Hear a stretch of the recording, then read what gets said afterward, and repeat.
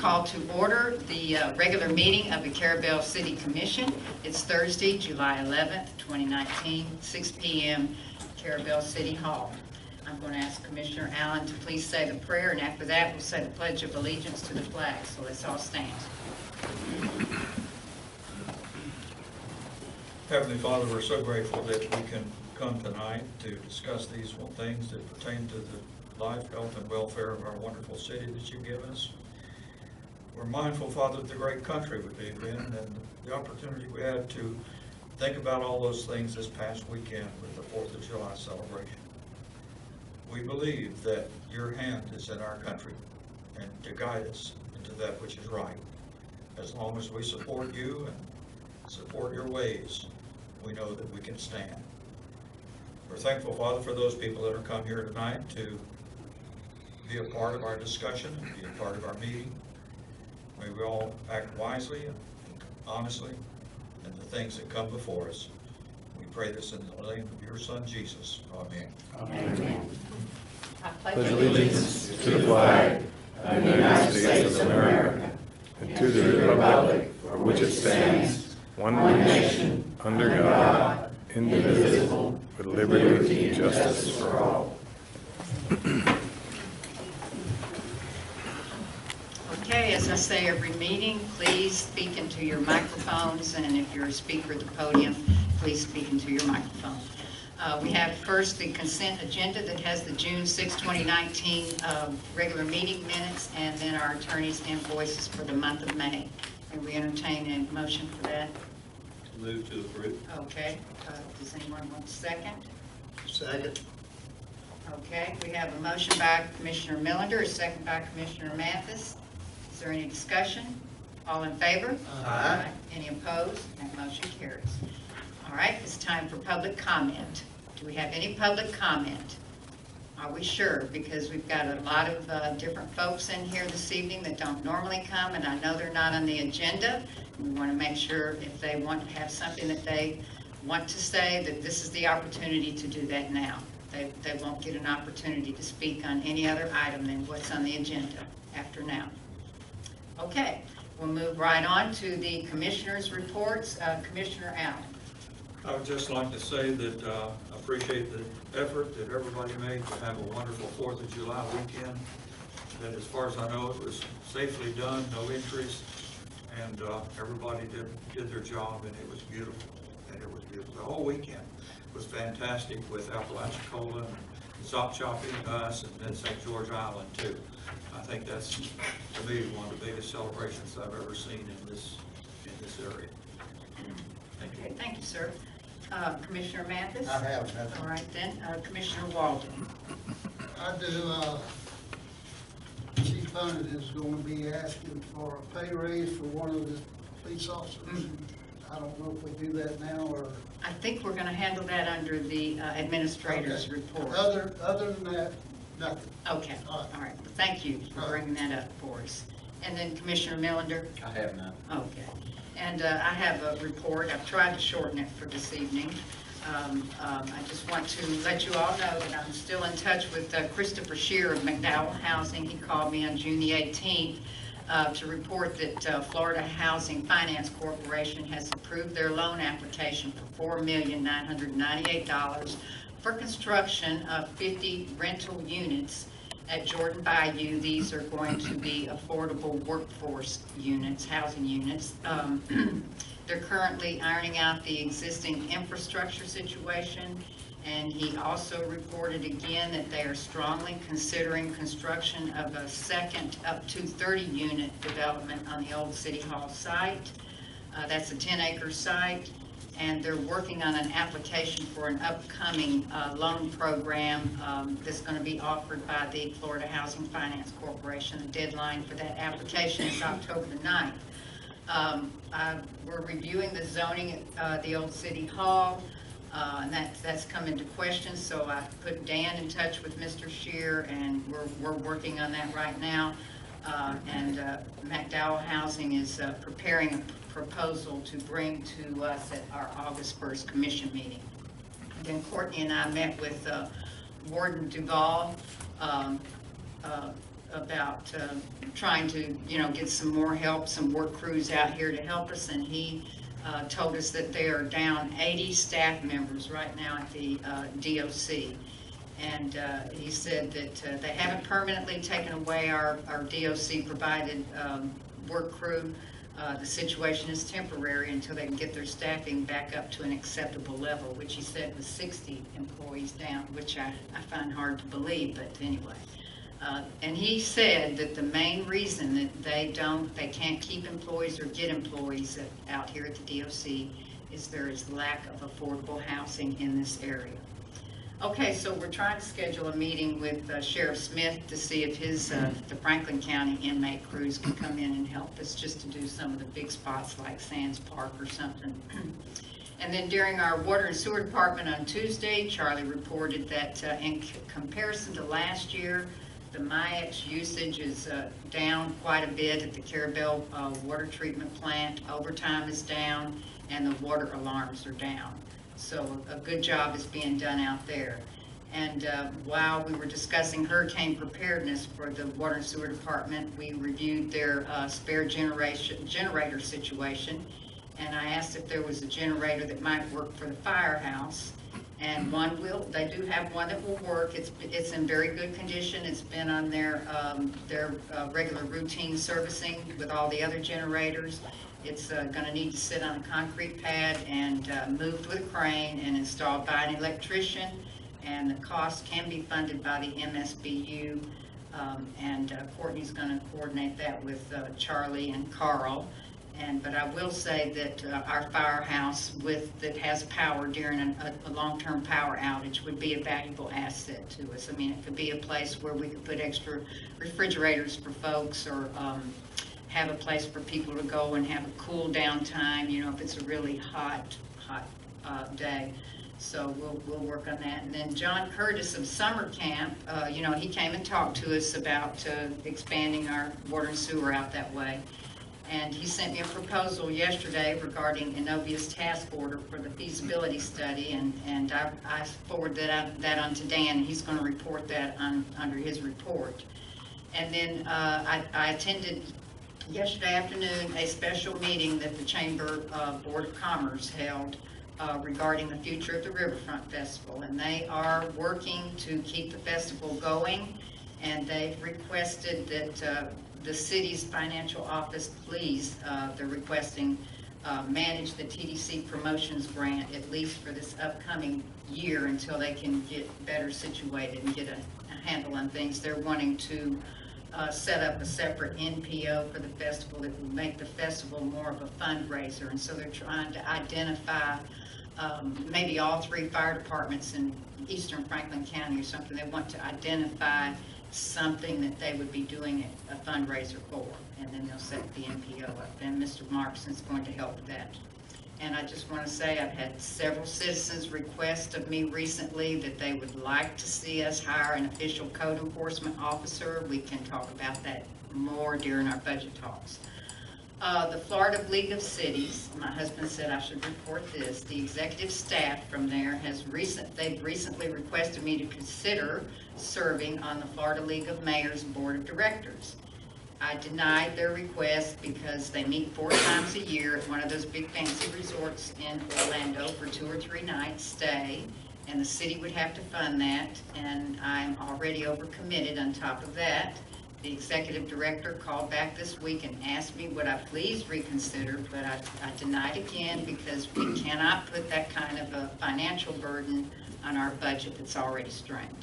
And then I want to thank Ms. Keisha for arranging the fireworks. They're very nice. I think we had a huge turnout.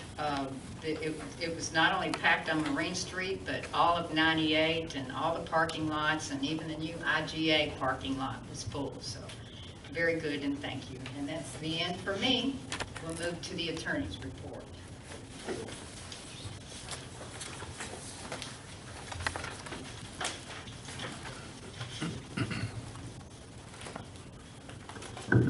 All right, just a couple quick items. The first one that the mayor mentioned was the summer camp proposal. It appears that St. Joe would like to proceed with the feasibility study that Inovia put together a scope of work on. The amount was $25,000, and the way they would, basically they proposed doing it is that the city would pay for the study, and then they would reimburse us for the cost that we have, after we pay it. What I will do is simply just do a one-page little agreement. We can attach the scope and the study to it and have them sign off on that, so we have something in writing beyond an email that they agree to reimburse us for the cost of that. But that's moving forward.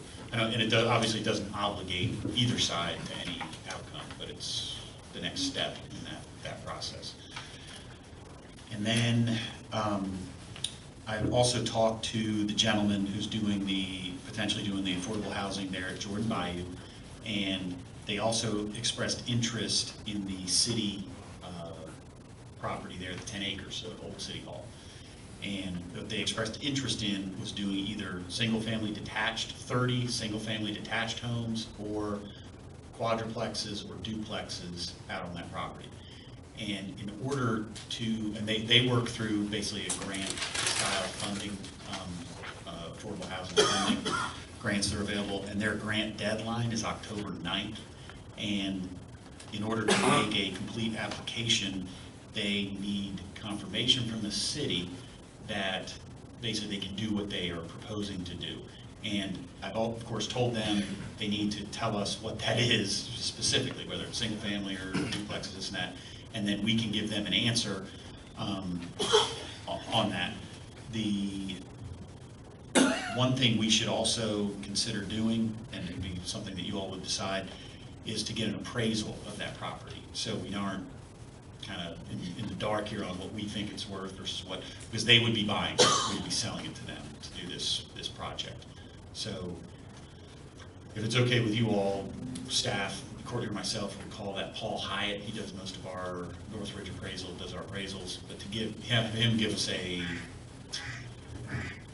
we don't even need it necessarily a formal appraisal, but to give us a valuation of the property, so we can, this may come together quickly, obviously, with it being October 9th. If it moves ahead, we're gonna need to hustle. We have a lot of meetings, the mayor informed me, we have obviously a lot of budget meetings and different things going on during that time, so we'll be very busy, but also we'll have the opportunity to tack it, some of these things we need to do on to those meetings, but we wanna to get our ducks in a row, we wanna know if we're selling it, we wanna get the right price for it. Well, let me just call for a motion to go ahead and get an appraisal of that 10-acre site, if that's all right. Yep. Okay. I'll make a motion. Okay. And do we have a second? I'll second. All right, and is there discussion at this time? Okay, so all in favor? Aye. Any opposed? And then that motion carries to Is that gonna advance. be just for vacant land? Yes, yes, although I'll ask him, yeah, vacant land, because we'll get into the demolition, that's just it's not vacant, obviously, but the demo, maybe we'll let them tackle that. We've spent a lot of time trying to figure that one out, and we'll leave that to someone else at this point. Yeah, that's my thought process on that, is that building is, I would like to see us get appraisal on the entire 10 acres and all the assets that pertain to it. And the sale would include the possible sale would include the entire scope of things, and not just the property, and then the building would be whatever they decided to do with it. Well, and this is the thing, I agree, and certainly the appraiser can probably give us V2 numbers. He can give us a value as 10 acres vacant, he can give us a value as it sits, today with the building on it, and shouldn't add much to the expense of it. But obviously the building to these folks is a liability. They're not, using the building. Now we've passed discussion, but now we're having discussion. So, but, I think we should have an appraisal though on, as vacant land and with the building on it. Since we're doing it, let's just go ahead and get it done. Yep. Both ways. Is that all right with you, Commissioner? Yes, ma'am. Okey dokey then. I have a question then. Okay. Dan, the property back there on the back that we had temporarily, or we've always looked at that as being a place to put debris in case of a storm, is that included in that? Good point, it would be.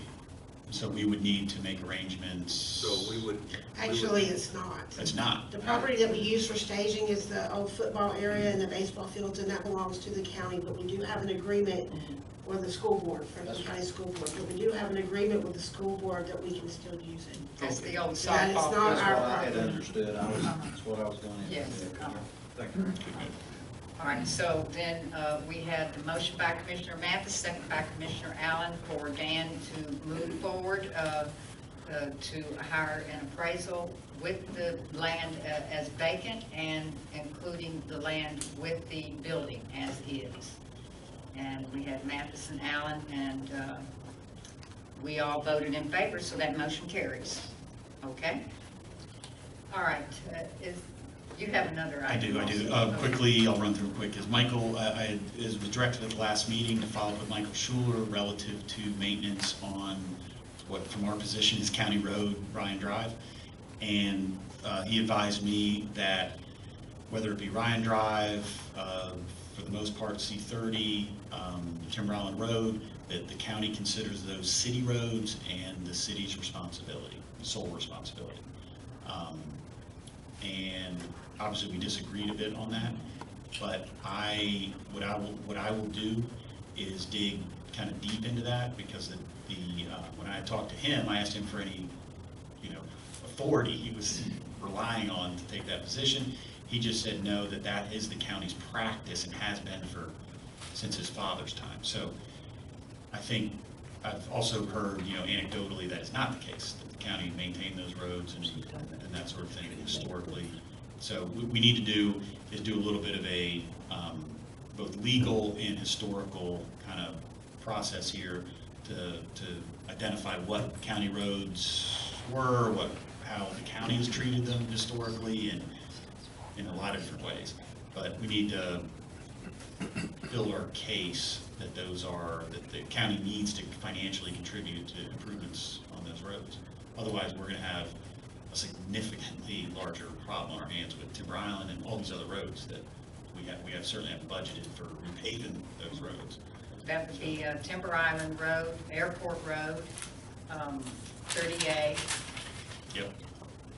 Ryan Drive, And Tallahassee and Street. Tallahassee Street.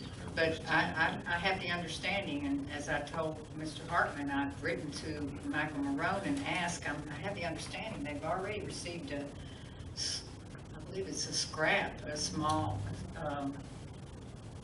county assistant roadway program from FDOT for 67. And for the And the Timber sidewalk. Island Bridge. Oh, they do. They have got that Well, for the I Timber brought this Island up at the Bridge. last meeting, if I might, Mayor. Sure. I brought this up at the last meeting, and that's what prompted it, me being at the county commission meeting. And there was a couple items, and I described exactly what the attorney just described that was communicated at the county commission meeting. And at that meeting, the county had approved some scrap funding to do the repair on the Post and Bio Bridge on Timber Island Road and start the resurfacing on 67 out to the prison. That's kind of what prompted the discussion. Yeah. And then at their last meeting, they said that there's been more money released, and each county can now submit 2 more scrap applications. That's where we And were. they're gonna submit for more to continue past 67. Well, that's where I brought Excuse up me, the the DOC. issue of the Ryan Drive culvert over there that we have that the problem is right now. Mhm. And that was my comment at our last meeting here, that they were saying they may could help us with scrap funds to get that replacement, because that was gonna be quite a detailed ordeal to have that culvert replaced and engineered and redone over it. And say, if my memory serves me right, there was a deadline on some scrap funding to apply for in doing that. So that's another thing we should coordinate with the county. Because that's. Well, the county's not, from a lawyer to lawyer perspective, the county's not doing the coordinating. Yeah. period. Yeah. I mean, they're just saying, hey, it's your problem. That's right. So, But the city can't qualify, municipalities can't qualify for those scrap dollars. No, but they did make the point at that meeting, and that was, again, another thing I'm repeating what I said at our last meeting, is they would try to assist with some scrap funding to repair that culvert on Ryan Drive. all right, I'll follow back up, and again, I think it catches them betwixt and between, because they, you know, they would have to be the applicant, as if it were their road, right? So, I mean, they probably can't get that type of funding on a city road. Well, It's on a county road, and they don't want to take responsibility for the road, so. The only- But I think, I'll talk to them, I'll dig into it a little bit, maybe Courtney can talk to Michael if she can get him on the phone. Mayor, the only thing I'm trying to imply is, remembering what was said by the county road superintendent, the time was of the essence of that repair on Ryan Drive, or it was really gonna cost us a bunch of money, cost someone a bunch of money. And it's in terrible condition right now, and I think we're afraid to even put a shovel load of dirt on there. And it's taken a big hit. It is. I've been over there County, this week. the big county dump trucks are just flying over it. It's like they're just doing it up. Okay. Okay. And then, last but not least, just to be aware, we did get comments back on the flood ordinance that we passed at the last meeting from the state. Primarily, it was just all clerical, nothing on the material changes that we had made, but just to bring it into compliance with the building code, citations and things in it. So just expect to see that again. We'll just process that back through again to implement those edits that the state flood folks wanted to see. Okay, and then do we need to report to the commission anything that's going on with, out at the industrial building? Out at the industrial building, the tenants, we have the two tenants, they still have not worked out separating the two spaces that they're using or utilities. They've both been advised, you know, still to do so. Little Custom Homes, Florida, has not begun operations out there yet, but they have had folks coming and going. I talked to the one principal of it, the Justin Massimo, who come to speak to us before, says that they have 11 sales, but the delay is licensing and engineering. That's what's holding them up, and that they say they will be building houses within 30 days, and that he is struggling a little bit trying to find labor in the area. So that's the update there. And of course, I emphasized that they need to work with Mr. Van Broek and, you know, get it worked out as far as just sharing the space and utilities. And he is requesting us, the city, to fence off this area, but we're trying to get them to work that out somehow first, so that we don't have to invest. He wants some, you know, fencing that's about the least expensive, probably 8-foot high fencing or more for security out there, but we'll see if they can work it out. All right, do y'all have questions for the attorney? Okay, then we have the city administrator's report. In view of Officer Polk's achievements, the chief has recommended a $1,500 annual pay raise. You have a list in front of you of all of his achievements, which are totaling 162.5 hours of training over the last 3.5 years. This amount would be calculated out of hour or per hour rate because Officer Polk is paid hourly. The mayor and I agree with this recommendation, and does the chief have anything he'd like to add? No. And the chief did mention this to me right after last month's meeting, and I said, go ahead and put it on the agenda, and it didn't make it to the agenda, and I got notice of it, you know, just today, right before noon, about the time everyone else got the notice. So, I received mine when I came in, I didn't know about it, so. What are you saying? We can't do it?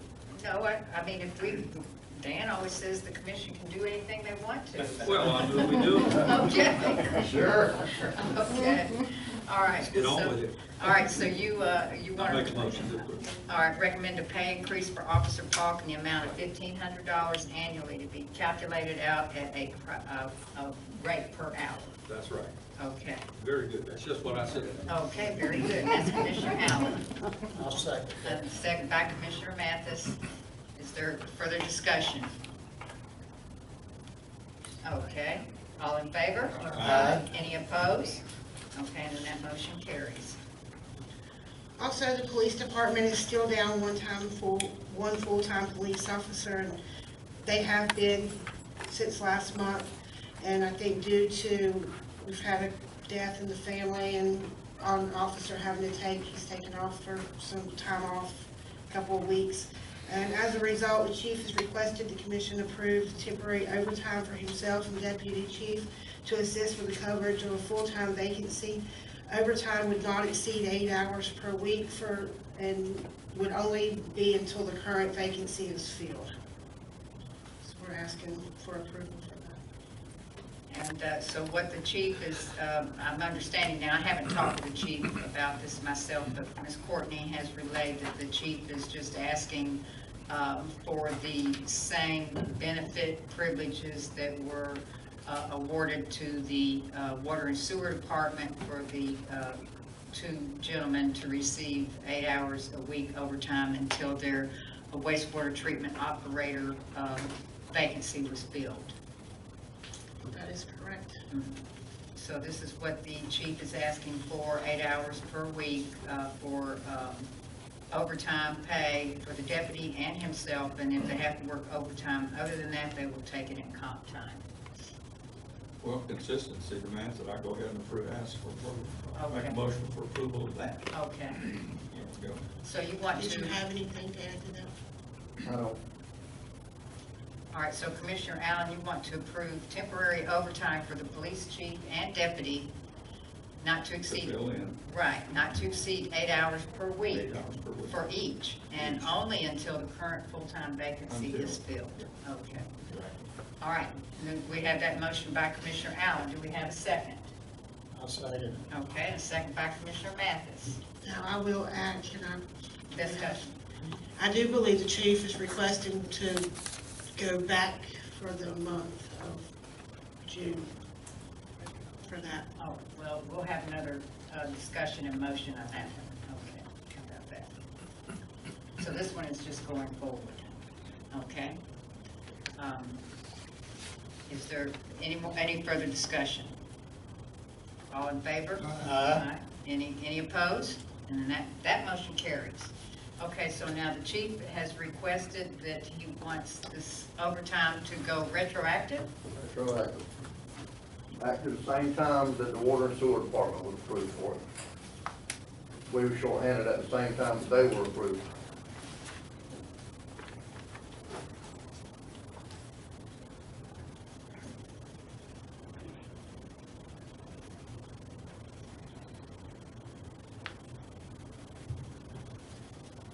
So how many hours have you worked? Colton has, we talked about it today. Just, for the information for the commissioners. I think I brought that with me. I think you had 14 hours, 11 hours, half an hour. Yeah. He had several. Amber, deputy chief didn't have very many. She only had a couple of hours. She had 16 hours, I think, in one day.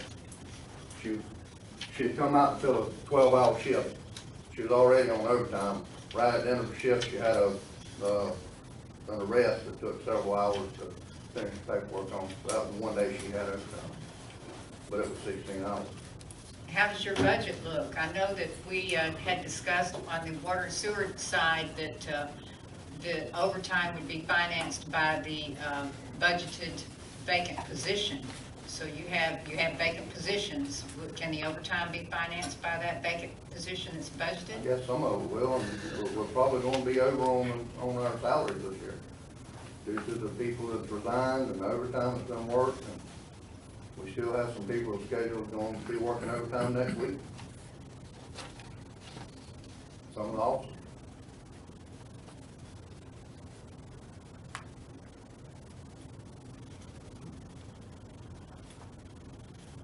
So you're asking for approval of overtime for the police chief and deputy chief retroactive to June 6, 2019. Is this request, is that a certain number of hours that he's asking for, or all? Up to 8 hours a week, just like the water and sewer was done. Anything over 8 hours a week, we'll put comp time. I'm already at 64 hours or something like that of comp time now. Now, that's not all gonna be paid, that's just my total. You wanna go look and see what the numbers are, what I have, if we do this retroactive? Looking at 8 hours a week. Up to 8 hours a week, Yeah, if they were actually worked. And it should be covered by the missing police officer's salary, the majority of it. It should, because you'd have two people on overtime, not the entire staff. 2 days of overtime. Overtime, eat it pretty quick though. When you It got two will. people. It will, it's Eat it pretty quick. It's eating up, 2 days a week is just about to eat up the vacant position, that budgeted salary on the water and sewer side.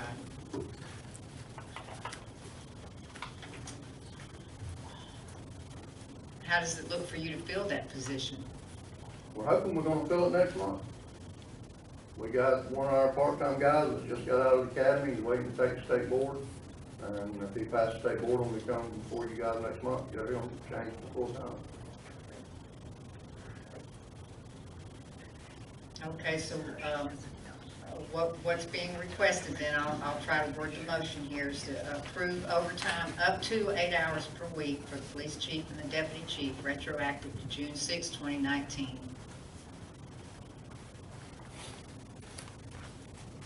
Is there anyone who'd like to entertain a motion as such? Since I got my finger in it, I'll go ahead and make the motion to approve it. All righty then. I'm next ended up to here. Okay, we'll go on and But get into but it. we Up to gotta, your we nose. gotta do it. I mean, there's no way we get out of it. In my Okay. opinion. All right, so that's Commissioner Allen with the motion. Do we have a second? I'll second. Okay, well, okay, we got, One of them, just pick on Go in. okay, we'll have Commissioner Got Walden this. Get some different. round it blood. out a little bit. And so, discussion. All in favor? Aye. Any opposed? Okay, sir, that motion carries. Do you want the second to be Walden? Yes, thank you. Do you all have, oh, no, you've got plenty more to report. Yes, I do. We're just, All right, we are continuing to accept applications for our wastewater and water treatment plant operator vacancy. We plan to have this item on the agenda for the August meeting. Charlie's interviewed several people. We have one applicant looks pretty good, but we're not ready to hire just yet. We met with Betty Webb to review this year's hurricane loss mitigation program request for proposal. And she would be our grant manager. The awards are up to $194,000. This program was presented to the commission last year with everyone seemed to be in agreement to approve it. So if we agree with this afternoon to let Ms. Webb handle the RFP, and the application will need action to ratify contracting with Ms. Webb to manage the hurricane loss mitigation program request for proposal and actual grant project if awarded. We need to move forward with this because the application is due on June 23rd. and we met with Miss Betty yesterday and reviewed it. This is something that Miss Tamara has brought to us in the past. The EOC is doing it. Miss Tress Tamara is handling it for them. Miss Betty handled it 2 years ago for Appalachian. They were awarded the $194,000. They did 7 I houses. think she said they did 7. And we went ahead and told her yesterday afternoon to go ahead and get busy on it. Courtney's worked on it this morning because they want narrative summaries of past construction jobs that the city has done and completed, and And job this would be for wind and descriptions. flood mitigation, so they would come in and make sure that you had the right windows and doors and hurricane strapping and that sort of And thing. so what happens, if the program is awarded, there has to be a review committee. We would advertise for, and all of this is paid for out of the grant. Miss Betty's salary, grant management fee is paid out of the grant. The building inspector's fees are paid out of the grant. There was one other contractor, there was one other item that was paid for, but I The can't. inspection service. Okay. So we would advertise for people who are interested in it, and they would have having the mitigation, the roof and the gutters and the soffits and the windows. And they have to complete an application, and then this board would appoint a 3-member review committee to take the politics out of it. And that review committee would review all of those applications and select as many as it looked like we could afford. And they would be projects, and those, actually they would have to get some contractor to go out and review the projects and have actual a list of what they're going to do, a project work list and cost list. And so they would review all of that and make recommendations.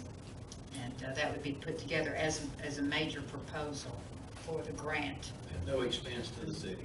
No expense to the city. I move to approve. Okay. I'll second. Okay, so you have a motion to contract with Miss Betty Webb to manage the hurricane loss mitigation program. Request for proposal and actual grant project if awarded. And that motion is by Commissioner Millender and second by Commissioner Walden. Is there any discussion? All in favor? Aye. Any opposed? And that motion carries. And the certificate of occupancy was issued for the new hangar at the airport on June 28th.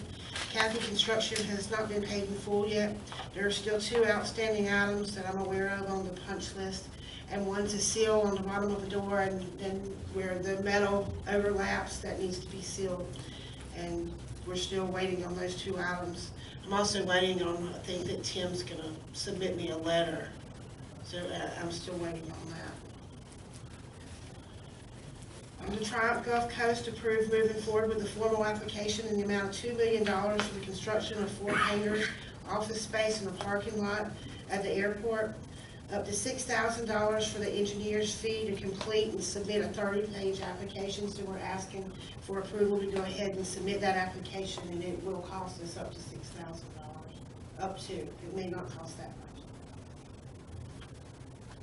But now, Courtney and I have talked about it. We feel like it would be in the city's best interest to go ahead and submit this application if we can, you know, if this works out. 4 new hangars, office space, a new terminal, parking lot, you know, all of this would be good for the airport and good for our economy and surrounding community.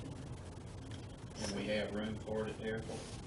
Yes, it's in the master plan already. It's already been measured out, and you want to talk on that a bit, Mr. Tim?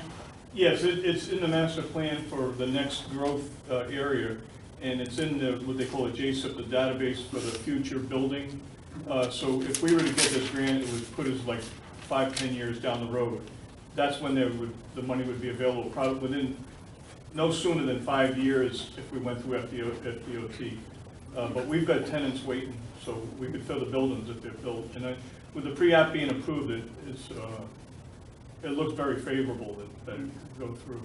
And being that it's asphalt, it's an asphalt tie-down area there right now, there won't be a lot of permitting with the DEP, is that correct? Right, it'll bypass all the permits, because it would be on the tie-down area next to the forestry, along the same strip where the buildings are there now. Because it's already a non-pervious area, and there won't be a lot of site prep necessarily. Right. For And clearing and such. That terminal building, something's gonna have to be done with it soon, because it's really in disrepair. So, the money could go straight to shoveling the ground pretty Right. much right away. Well, the up to $6,000 investment, would the Triumph money reimburse us for that if approved? No, they won't do that. So we have an investment in it, approval or not. Yes. Question, does that mean that the only tie-down area left will be across from that? Yes, there's vehicles there right now, and I've told other people that own vehicles there that. How many spaces does that make? How many would be left? Yeah, if you take these over here There's off. probably about 5 or 6. 5 or 6. But that grass area behind that, Yeah. that was a tie-down area at one time, there's still some tie-downs there. So we would make a temporary tie-down area there until we get, the next place would be across from the CIB building. That area there would be the next place for growth. So until we got that started, they'd have tie-downs in the grass area and tie-downs on that hard surface.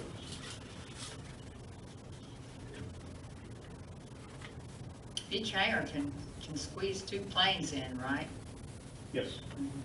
But that would be something that would be agreed by the individual tenant. Or Right. tenant. All right, so we're looking then for a motion to approve the Kimley Horn to complete and submit the Triumph application for funding to construct the airport hangars, terminal, and parking lot. Have you, question, Courtney, or have you looked at where we can get where the $6,000, up to $6,000 can come from? We're looking for it to come out of the general fund. And we put more in the budget? I mean, we can apply at any time. We can apply now, or we can wait till after the budget. Now, we did talk about, we had some planning money in the budget and consulting money that we haven't used in the budget. Generally, our engineers, their consulting fees are worked in with the actual project. I can think of a couple, but I remember that's another discussion. And this would be Kimley Horn, it would be engineering.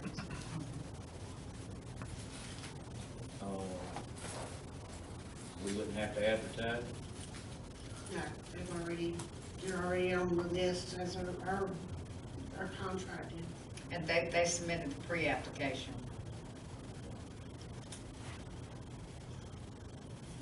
Make a motion to approve. I'll second. Okay, then. And we have that motion by Commissioner Mathis, second by Commissioner Millender. Is there any further discussion? All in favor? Aye. Any opposed? And that motion carries.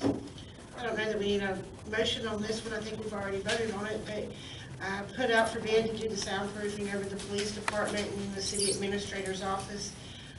This would be the 4 offices for the police department and then the city administrator. And they would install 700 foot of R19 soundproofing insulation. I only got 1 bid back on that, and I think it was $2,000. It was for J.D. Dillard, so we're gonna go ahead with that. Is there any discussion on that item? Okay, and I know we have discussed it, so.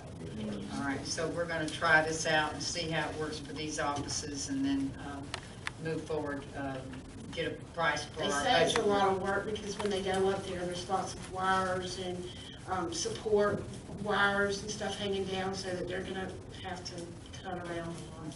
Yeah, and well, not negative, but I just hope we don't cause more issues than what we get. But yeah, I understand that. We'll see how it works out, and if it seems good, we'll ask for a quote to bring to the budget workshops for more areas, more offices. That's all I have. Okay, all right. Do you all have anything for Ms. Courtney? Okay, we'll move forward to Ms. Keisha, City Clerk. Do we want to talk about the HR advertisement? Oh, Keisha had some dental work done today, so she can't talk too much. we should have threw that on Courtney's. Well, whoever wants to, I mean, we need Yeah, to go ahead. address it. Well, I know that we ran the ad in the Democrat and the Panama City News Herald. We ran a small ad in the legal section, and we didn't get any response off of it. I think we just ran it for 1 day. So what we need to decide is, do we want to put it out in a bigger ad? Or do we want to run it for more days? We're getting into a lot of money, the bigger the ad is, and each time we run it, it's costing a lot of money. So we was going to ask Mr. Outerstein, is there a particular day that's better for? Well, your circulation's gonna be more on Sunday's paper.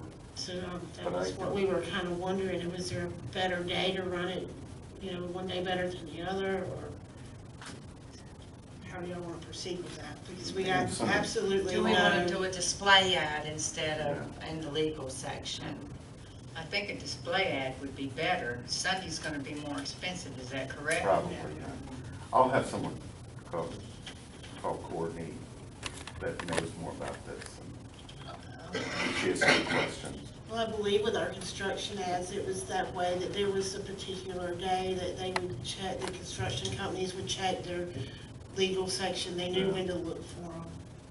I would like to make a suggestion that, just in the spirit of saving money and maybe helping with the process, is to go back to the idea of city administrator consulting with some of the other cities, contacting them, find out who they utilize for their HR consultants.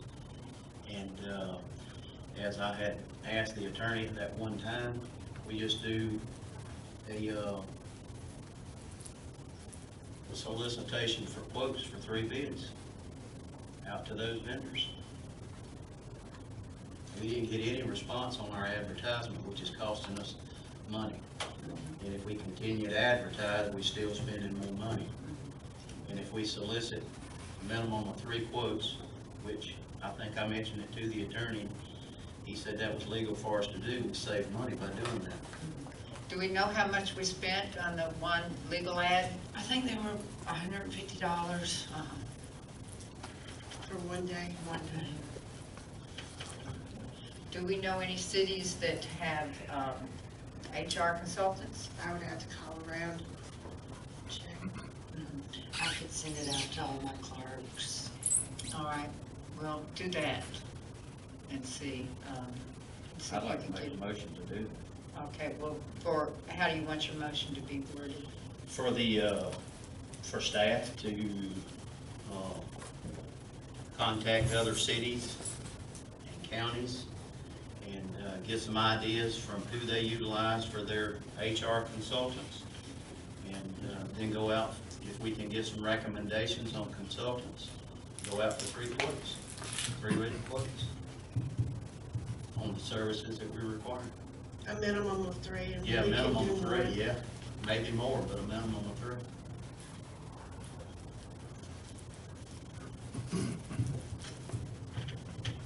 Okay, so we have that motion for staff to contact other cities and counties to get a list of HR consultants. And then from that list, they would send out a minimum of 3 requests for quotes. Yes, ma'am.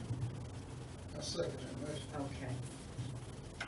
I believe you can just put that out to what the Northwest Florida clerks, so we would be this area. Okay, so that motion is by Commissioner Millender, second by Commissioner Walden. Any discussion? All in favor? Any opposed? Okay, and then that motion carries. Okay. And then, Ms. Keisha, you don't have to talk. But I would like to ask you to schedule, put together a tentative schedule for us for some upcoming meetings. We've got workshops, budget hearings and stuff. We were just reviewing that with Dan. I think between now and October, we're gonna have 7 meetings. It could be 8 or something, and we wanna get a tentative schedule in the event that Mr. Scheer wants to come in and, come before or after for some special exceptions. Okay, and that reminds me too, I'll be starting on my trim. And I will, I'm gonna submit it as the 9 that we have for the tentative. That's fine with me. Is it fine with the rest of you, the 9 meals that we've had for I the agree. past few years? Okay. All right, and then I thank you very much. Do you all have any other questions for the clerk? Okay, then we'll move to Mr. Russell with Inovia. Right, thank you. For the DOT scope project at Keogh's Addition, we're working through the closeout of the permits for that and the final pay request for the contractor.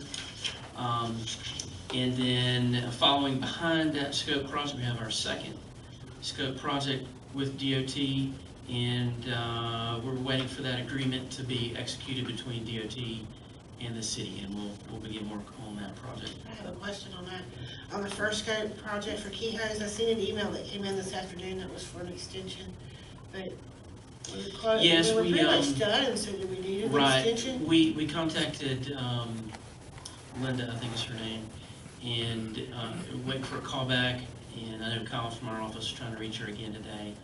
So we'll make sure we get with her on the need to do that or not do it. Okay. On Avenue B, we continue to work through the punch list items with the contractor. On Lighthouse Estates, we're also waiting for the execution of that agreement between the state and the city. Just looking ahead on that project, we will need to do a public meeting and send out notices and commitment forms similar to what we did on phase 1. So as soon as that agreement comes through, we'll begin that process. Okay, may we have that public meeting after October? I'm sure. Okay, very good. In the winter, when we're not so busy. Okay. Okay,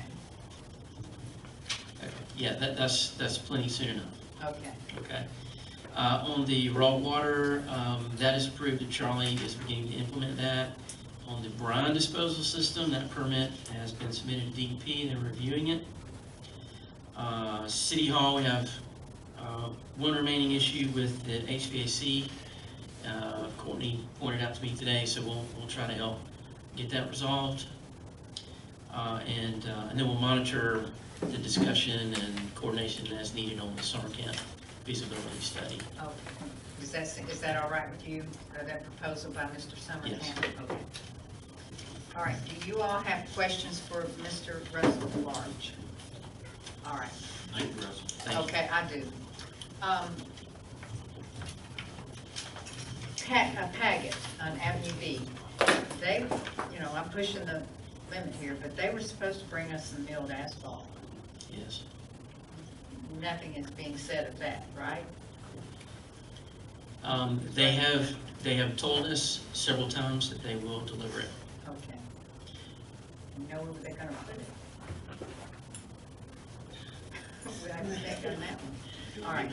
Also, they came and they fixed the bird bath on the south end of 7th Street, but not on the north side. That's right. I noticed that as well. And there were some others that I noticed today. The culvert there at the, on 4th Street that they installed at the corner of 4th and Avenue B, that's full of dirt and plants are even growing in it. You had asked them at one time to blow the dirt, to get the dirt out Yes, of we that. did. Yes, we did. And water is standing, I To mean, desilt it. it's Yes. turned into a marsh there. It's almost worse than it was before they did it. And then the IGA manager, I'll let y'all know, I had a little discussion with him and assistant manager Richard there in the building. And so I asked them to come to the CRA meeting that we're having here on Tuesday at 1:30, so they'll be here. They told me to expect more damage and destruction of the curbs in that area. All right, so, and the pervious concrete there on the side of the IGA is really poor quality. I'm afraid if somebody goes there to blow it off to clean debris, litter, that it's gonna blow off the concrete. But it's, I mean, I will go by and take a look at it. Okay. I can tell you that pervious concrete, it is a rough surface. It's intended to be a rough surface. It does fall well, just take a over look. time, but I will take a look at it. I mean, I could take a broom and just sweep it all off there. I thought it wasn't solid over at the Triangle parking lot, but this is really, it's just like gravel laid down, so. I don't know if there's some kind of a seal they can put over the top of it or something that would work out. So on the air conditioning, it hasn't worked since day one. One unit is putting due stress, wear and tear on the other unit. And it was suggested to possibly get a second opinion, since we can't get the warranty repair on it. And then that reminded me, Courtney, you haven't told me, but the chief told me that y'all don't have, aren't getting MediaComm here for your TVs. What about going with Fairpoint? or consolidate? I thought MediaCom came in to install. They've came several times to install. Okay. Still not installed. But I get your impression. we're in the hurricane season and they need, that's why we didn't put the TV for them to watch soap operas. That is for them to be able to see, you know. Restless is pretty important. Young and restless. I thought they old and unrested. I'm in that group. So we want them to be able to watch in the event of an emergency or disaster, and so if you have to go get a contract with Consolidated for a year or something, just, you know, go ahead and do that, because it's been 6 months, and I think we probably notified them before we even moved here. I think we did. Okay. They have ran the line. They ran the line and they came across the road and it's now on this side of the road, but when he comes to install, he doesn't do the install. He doesn't want to drill a hole in the side of the building. Maybe he's afraid of. Yes. I spoke with a guy with MediaCom last week, and he said that they had a problem pulling the wire from out here at this box. They didn't have a tape long enough or something. Well, now he's got it, but they're very, very busy, and they're gonna try to get to us. But that's the reason to give me one, they ain't got. Can Miranda follow up one more time and then give them one more? And we don't pay for them, so that's probably. Oh, it's not? Yeah, we don't pay for We don't pay for MediaCom. cable. It's always been provided as a service because we're a municipality. Right. And That's we why they're kind of not feel like that's why we're Well, getting tell them on it's around. hurricane season and you've got to be able to. And then, you know, be we in touch. set up, we could go with Consolidated, we're probably gonna have to pay for that. Mayor, if I can, I said I didn't have a question for Russell, but I did think of one. The manhole covers, did they say they couldn't smooth those in? No, they did correct one. They At did 7th correct Street? one of those. There at 7th. And I'll look at those again. The one, there is one that I noticed that I would say is marginal.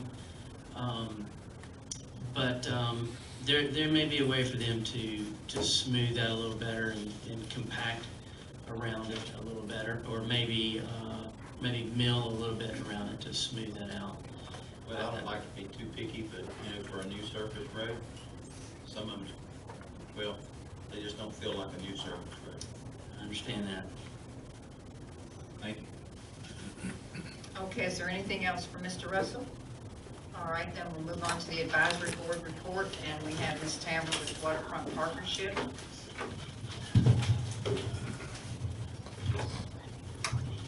Good evening, everybody. I just want to run over just a few things in our report. One, just to remind everyone that we've got the date of September 21st. Please put it on your calendar for the International Coastal Cleanup this fall. I completed the course from the Florida Public Archaeology Network on disaster preparedness for museums. And as a result of that, we'll be able to prepare a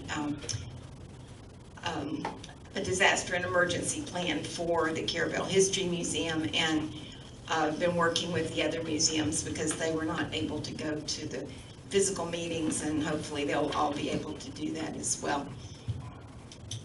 We reviewed the Franklin County's local mitigation strategy list from the EOC this week, and I know that the city has submitted a number of items on that list in years past, and we would just like to encourage the city to keep the ones that are, and in your list, I listed them out, the mitigation storm damage and drainage issues of 12th Street and down where it's near Gulf Avenue. There's a survey of stormwater flood-prone areas, a drainage basin analysis, and an evaluation and mitigation of sand and erosion at McKissick Beach. Those are all projects that we endorse and support, and they really would help continue to improve the conditions down at the waterfront. Particularly, as you know, we still have many drainage and stormwater issues down, backing up. I mean, it's getting better where we've already addressed it, but as it goes back, it's getting even worse. And so, excuse me. So I would just encourage you to continue to support those as a city, and to, if we can do anything to move them up on the list, because right now they're on the county's list down at 27, 28, 37, and 38. So I don't know what the process is for the city to move those up, but if we can help me figure out what to do with them, I'd be glad to do that. I'm proud to say that we are completed with Phase 5 renovations at Old City Hall. We got it done by the end of June, and we've submitted our fourth quarter grant reports, and I'm working with Miranda to get all the documentation to turn into the state to get the reimbursements. And I'm proud to say this year we've got it down to the penny. It galled us last year. We had to leave a few $100s with the state that we were entitled to. So this year we got them down to the penny. So we'll be getting our entire $50,000 back from the state for that. And we wanted to thank the Franklin County Tourist Development Council was very kind to agree to print a rack card for the 3 Carrabelle museums that we use for publicity throughout the county and in the rest areas and so forth. And that was a very nice thing that happened at their last meeting. And that's all I have to report. Thank you. Thank you. Do you have any Do we have questions for Ms. Tamara? Does anyone here have? All right. Well, we thank you for your report. And then the next up is Mr. Tim Sullivan. No, excuse me, the Economic Development Council, which there's none. They meet quarterly, so we'll expect a report when they do meet. And then Mr. Tim Sullivan with the Carrabelle Aviation Advisory Board. Hi, good evening, everybody. I talked to Kimberly Horn after I wrote the report here, so I did get an update on the fence project. They're looking for the deeds to, I guess there's 3 sections, 3 parcels. I have those on my desk. Okay, And I'll great. send them in the morning. Okay, so, and when they get those, then they'll start the surveying out there. You talked about the generator too. I remember that we put the generator out there with Ram Construction and Ring Power. So we've got all the records of that and the cost and all that to locate that generator, relocate that generator. That's about it, unless you've got any other questions. Okay, we haven't gotten a bill yet from Metro Electric for the final. No, they just, 2 days ago, they just buried the last wire. So, and now they're drawing up all the wiring. They have a really good handle on where everything is now. And it took them a while to figure it out, but it was nowhere where we thought it was. But they're gonna draw it all out, so we'll have that for the future. Okay, so, and Mr. Sullivan makes a note here of it, and we do know that the Kathy Construction broke the runway wires twice in the same location. Right. And the city paid for the repair first time, and I guess we're expecting to pay Metro Electric now for the second repair. We had a meeting Monday, and it was a little late this month coming in. I haven't been able to talk to Courtney. We're going to go over all the things that have happened with that new hangar, including all that. I'm going to present it to Courtney so we can go from there. Okay. And then your fuel system, it's, as you say, that's, and I looked up the actual term for this fuel system, it's the self-serve fuel metering pump station. Yes. Okay, and that's pretty much finished, it's outdated and... It's been outdated. We had the electrical storm did some damage to it. It's all full of different boards, circuit boards, where nowadays, everything's just computer chips. So these boards keep going out, and they're not going to service this system any longer after this year. So we're going to get there's 3 different manufacturers we're going to look at, get quotes for that, and we might have an innovative way of paying ahead for it. But again, I'm going to present it to Courtney before we bring it to you. Okay. But like Tim said, that's been outdated for a while. It's, Trying to get the most use out of it as we could. yeah, and it's partially working now, but there's a trick to get it, you gotta trick it to work it. And, you know, unless they get a hold of somebody to tell them that if they're coming in and don't know it, they have difficulty with it, so. And fuel sales are down some, they're down, but over the past, I don't know, 4 years, going on 4 years now, up to a year or so ago, there was no fuel available for about 3 years, and then fuel has been available. Well, and that was another problem with that system, is it sat for 3 years in the weather without being used, and that's just not good for anything to sit that long. But we haven't really advertised anything for fuel either, because the system is somewhat unreliable. It was out for 2 months after the electrical storm, and you know, a guy can't come in thinking he's going to have fuel in it and it's not available. Yeah. So that reputation would be a long time to get away from that, to know that it's a dependable fuel system. I've noticed around like Perry, Quincy, and I know that Apalachicola is looking at the Perry and Quincy have new systems, and a few of the other airports we've been to, they've all upgraded from the system that we have. So once we do that, we'll start promoting our fuel. Yes. Okay. Well, do you all have questions for Mr. Sullivan? Thanks for the good job. Okay, thank you, sir. And then last is the Carrabelle HR Committee, of which there's no report tonight, but Mr. Tom Magnan is here, and it's nice to see you, sir. Thank you for coming, and we'll look forward to hearing from y'all when you do have your next meeting. Okay, so do we want to take a recess now before we move to new business, or okay, so we're going to take a 5-minute recess, which sometimes turns into 10. Okay. All right. A special exception to allow a residential use in a C1 zoning at 1208 and 1212 Tallahassee Street, requested by Franklin County Community Development and Land Trust. And that's Mr. Cliff Butler, and he's with us today. And then I'm going to ask either Ms. Keisha or the attorney to let us know what the Planning and Zoning Board recommended. And the Planning and Zoning Board recommended approval of the special exception. Okay. And I have a couple of questions for Mr. Butler.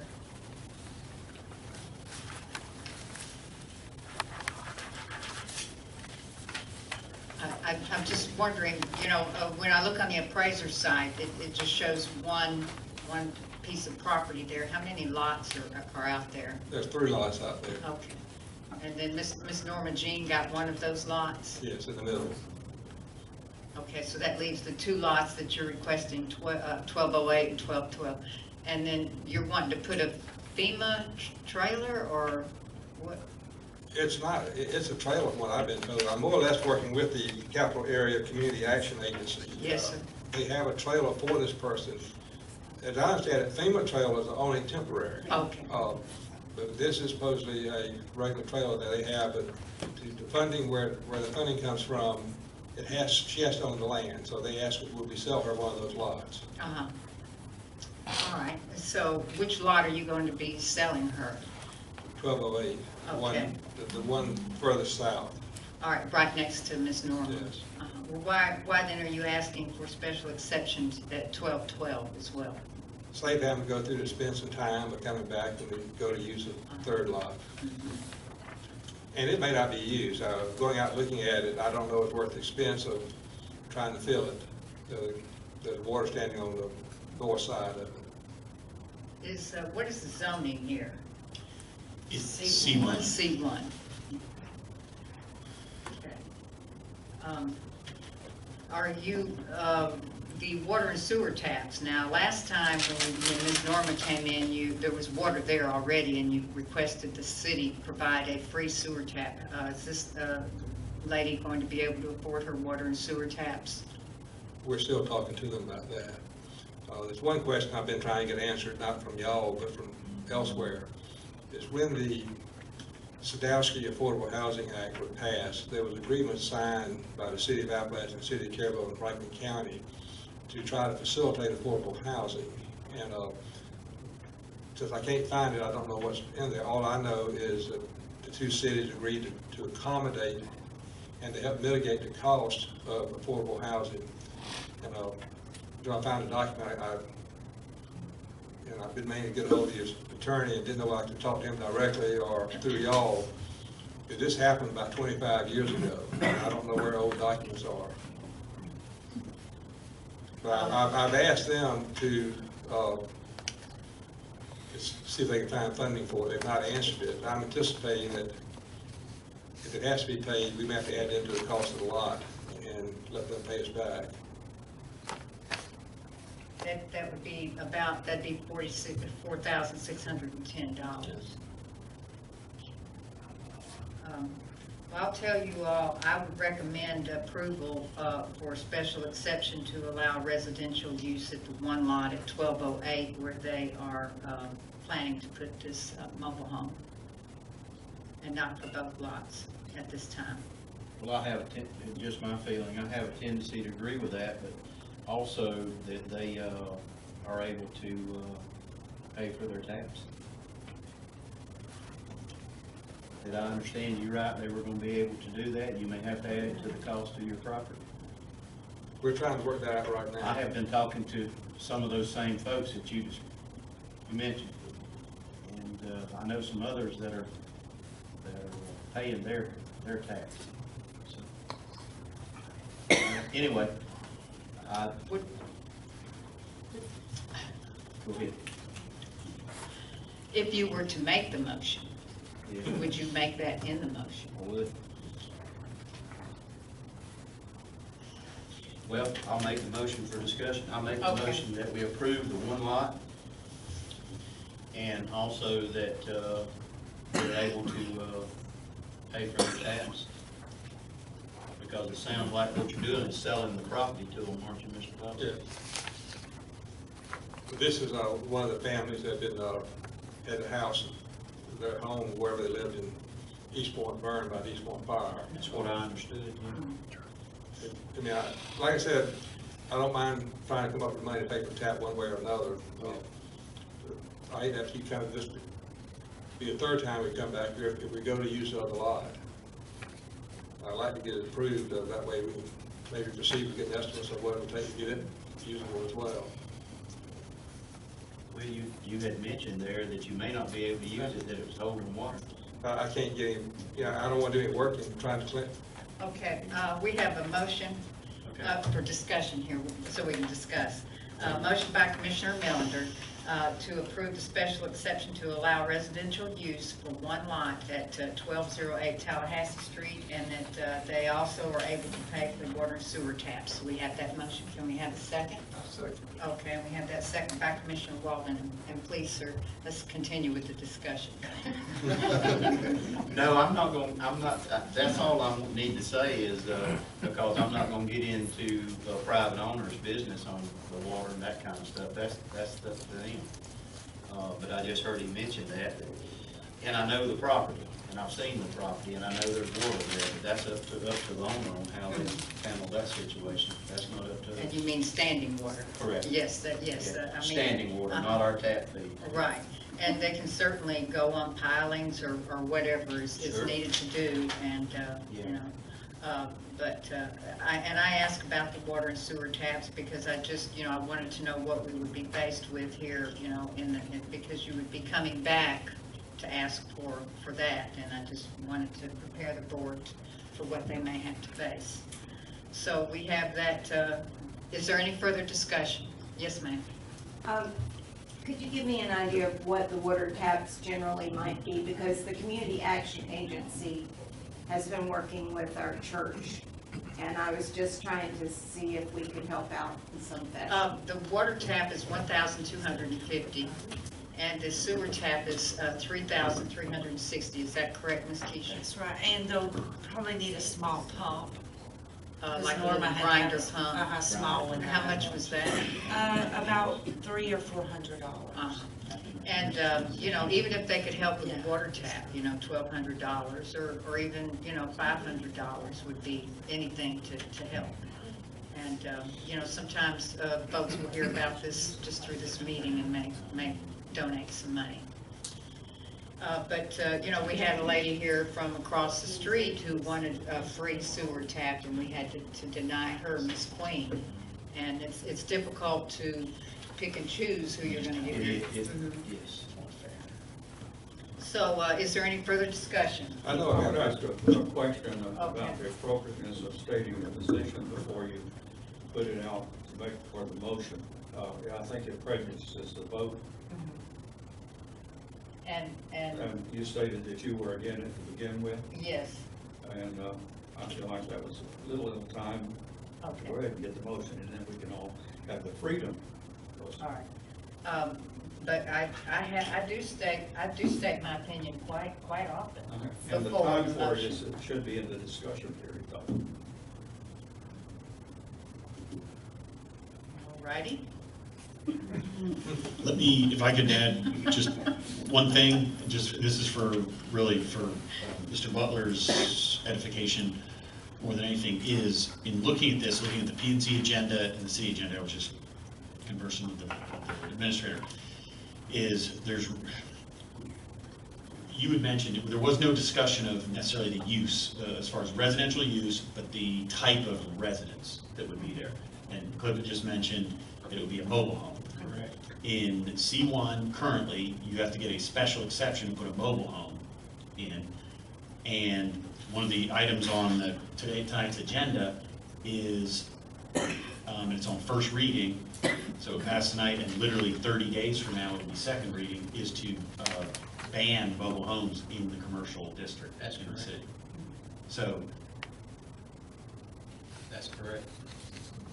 that's pushing up against that timeline It is. for your person and everything else. Yeah, Even though they got approval before it passed? Right. But We're this just is, saying they're not approving but tonight for is, mobile home. I mean, you, Oh, I thought we were. I thought okay, that's but what it if that was. was, if that's understood that we are, then Yeah. that needs to be just noted in the record, so Okay. it's clear. Now, that's what I understood. We Perfect, were- perfect, and that's good, as long as we all are on the same page. Yeah. I'll put it on. Yep, good. Because the agenda said for residential use, it didn't say mobile home. to It answer did the not, question. but maybe I assumed. And y'all knew that. I did, I Maybe knew, I assumed, yeah. and I hope I didn't assume wrong, but that's what I assumed. And then That is correct. Mr. Butler has talked clearly that it's going to Yep. be a mobile That's home. correct. Yeah. Provided by Capital Area Agency, so. And it would have to meet all the regulations, the Zone 3. And I talked about a minute ago that they could put a mobile home on pilings or raise it up if they have to. We all knew that it was. But now the 1212, he wouldn't be able to come back for a mobile home after that stuff. Yes, we understand that. Very good. One question real quick, I got it written down, what is the cost of the septic tank? The sewer tap is $3,360.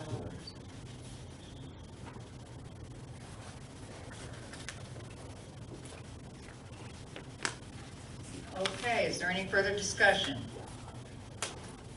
All right, so we have the motion by Commissioner Millender, second by Commissioner Walden. All in favor? Aye. Any opposed? Aye. Okay, and then that motion does carry. All right, so and that's for approval for to have a mobile home at 1208 Tallahassee Street. It's commercial there. Commissioner Allen, was that an opposal or was you voting? Yeah, I oppose the motion because Okay. it was only for one. Okay, that's fine. I just want to make sure I got the minutes right. Okay.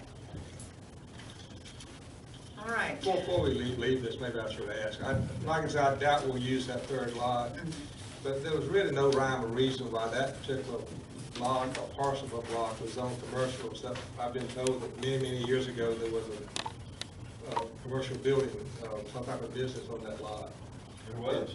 My grandparents owned it. How long ago was that done? Well, I'm not that old, Cliff. Well, all I was asking is that. It was at least 65 years old.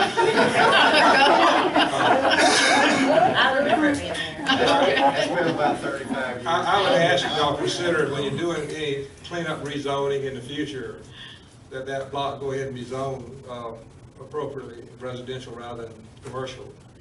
There's no rhyme or reason for it to be zoned commercial. So that's just a request to keep in mind going forward. Thank you. Okay. I'm just gonna stand there. All right, so we have item 2. Item 2, discussion and possible action concerning a special exception to allow a residential use in the C1 zoning at 202 A and B and 212 A and B Northwest Avenue. And these are the 4 small buildings behind the Gulf State Bank. This is requested by Mr. Cliff Butler. And he's here to answer our questions, and Mr. Hartman will tell us what the P&Z board recommended. All right, the P&Z board recommended approval with a condition. The conditions are that the square footage meet our minimum for residential, which is 600 square feet heated and cooled, and the work to expand them to that size, if as needed, that be completed within 2 years. Okay, so that's that they're, right now, I looked on the appraiser's site, and they're 540. This is fact, not an opinion. And they have 64 square foot porch, 64, so that's, and they talked about possibly closing in the porch to bring it up to 600 square feet. Is that correct? Or 600? Yes, and when I say heated, I think it's enclosed. Is that the term, enclosed? 600 enclosed. Heated and cool. The thing is, you may not, I mean, obviously, we can't tell people they need to have, It's considered heated and cool because it would be insulated and Yeah. finished in. so enclosed, yeah. So it wouldn't be like a screened-in porch, it would Right. be finished. Just enclosed, yeah, enclosed. So, Mr. Allen, I have, we're gonna have pre-discussion, so I'm gonna have some opinions that I'm gonna say here. And that might make the motion different when I say some opinions. So how do I do that? Make the motion, and then we'll talk about But it. I would like to add an additional provision, but if the motion is made the way that the P&Z recommended it, and then I want to add an additional provision, we're gonna have to amend the motion, or we're gonna have to have a second motion. Isn't that the way it's done? That's the way it's done by Robert's Rules of Order, and we use Robert's Rules of Order as a guideline, but we have not adopted Robert's Rules of Order.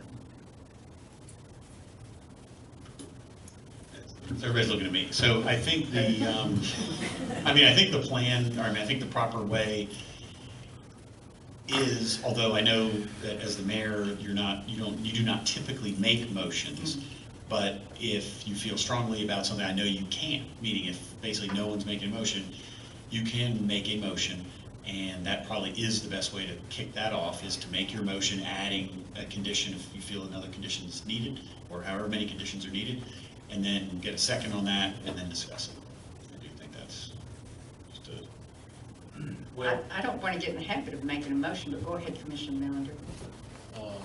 Mr. Attorney, I can make a motion, and it can be amended, and Absolutely. You can amend the motion, you can vote the motion down, during discussion, you could agree basically. For the sake of us debating that, I'll make a motion to approve as requested and as recommended by planning and zoning. However, I still have questions as well. Sure. But I'll make a motion to approve as recommended by planning and zoning. I second it, to get it on the table for discussion. All right. So we've got a motion by Commissioner Millender and a second by Commissioner Allen to approve as recommended by the planning and zoning.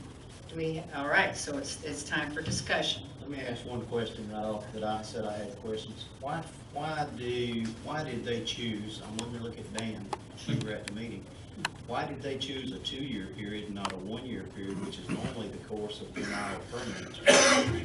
Our permits are usually good for 1 year, 12 months. Why did they go with a 2-year period? Because of financing and. Okay. Mainly get work done. Yeah. Okay. That was a question that I You had. can pull a permit for a year and get a 6-month extension. Correct, I understand that. Yeah, but normally we're good for 6 months without an extension. Right. And that was my question, why 2 years? But if they, Basically, so they didn't have to begin work immediately. There's an explanation there. And do it But one if at a they time. understand, which I already heard, they understand that they've got to come to meet the 600 square foot minimum criteria. And you understand that, right, Mr. Yeah. Butler? Now, I measured it, it's exactly 64 square feet, that includes the porch area. Right. And they all gonna have restrooms, and, surely, if you're gonna rent them for residential. And it's gonna be long-term rentals, not short-term rentals? It's gonna be primarily long-term rentals, probably the teachers, but if it's vacant in the summertime and they're furnished, we may rent them short-term, we haven't made a decision on that. Before we spend any money doing anything, we're just trying to get the approval to do it. Okay. That was my questions, thank you. Okay, that's a good question. 1 year versus the 2 years, that's a very good question. But I have concern because it says, within 2 years, that's fine. But I would like for it to say before occupancy, or whichever comes first, that the units be brought up to 600 square feet within 2 years, or before occupancy, whichever comes first. Well, they wouldn't get a CO, a certificate of occupancy until it was finished. That's what I. But if they don't start construction and someone moves in, they never applied for a building permit. That would be. That would be against Maybe the code motion, enforcement. That yeah. would be code, yeah. But they didn't, they just said within 2 years, they never said Yeah, anything but it about has to be occupancy. 600 square foot. Okay, all right. And have to have their restrooms and what have you. Shower and kitchen. Because I think obviously well, I don't want to say obviously, Mr. Butler didn't speak to it, but there are commercial buildings that now are converted to residential, so they want the residential, special exception to do residential use in them. But in order to do residential in them, they're gonna have to go through the building department, pull a building permit, and Make get a them CO. bigger. Well, I have no objections to the wording she's suggesting. And I will tell you this, we kicked people out when we found out they were living in them. One of them actually put a shower in without our permission. And so that's why they've sat vacant so long, is we refused to rent them because they did not meet the residential requirements. Well, it would be good to see some use put to it. Now, we did a special exception for residential there at the older Cracker Style house there next to the Dollar General. And we had some concerns about, we talked to them about, because it was right there in the CRA district, or next to it, commercial, right on 98, can be seen from 98. We talked to them about what their yard was gonna look like, and were they're gonna be implement, we were concerned about that. And I'm concerned about that as well here, because it's deep in the heart of the commercial area. And it can be seen from 98, it's in our redevelopment area. And It's not in the redevelopment area. that's right, it's just on the other side of it, you're correct, but it's right there. Adjacent to it. And we're, I'm wondering also then if we could ask him to put privacy fencing in the backyard where they would have a place to keep their grills and their toys or whatever, so that wouldn't be out, right in our commercial district. If you'll notice right behind the Centennial Bank, there's a commercial building there that's behind the Centennial Bank. It's a small building, it's being used as a residence, and they had all of their household items out in the yard, and garbage cans and all of that.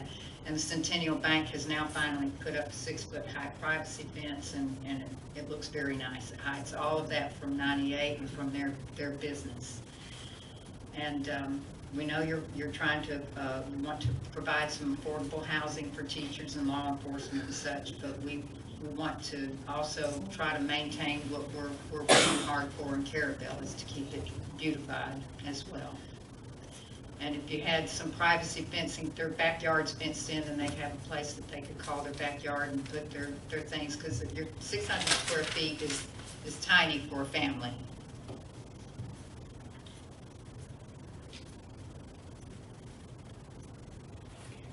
Of course, there's additional costs that's added to the project. I understand. And that's, but the costs are already going up. Once I got in looking at the inside of the building, it's just going to take more work than anticipated. Just little things, the way they ran the air conditioning lines.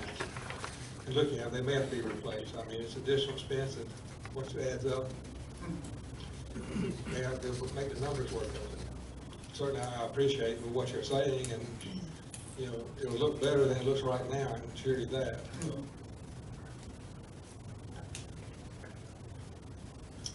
Is there any other further discussion? Any other discussion?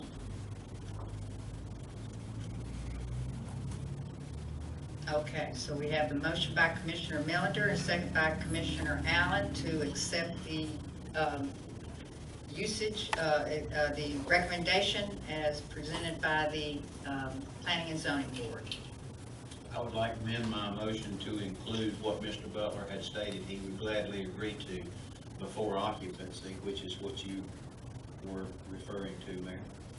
Okay, so now we'll have to deal with that amendment first. Yeah, well, all you gotta do is get a second to it. Yes, we have a motion by Commissioner Millender to amend the motion, the original motion, to add into the wording before occupancy, whichever comes first. So the entire motion would look as each unit will be brought up to 600 square feet within 2 years of this approval, or before occupancy, whichever comes first. So do we want to add to the motion the words before occupancy or whichever comes first? And we have that motion by Commissioner Millender. Do we have a second? I'll second. Okay.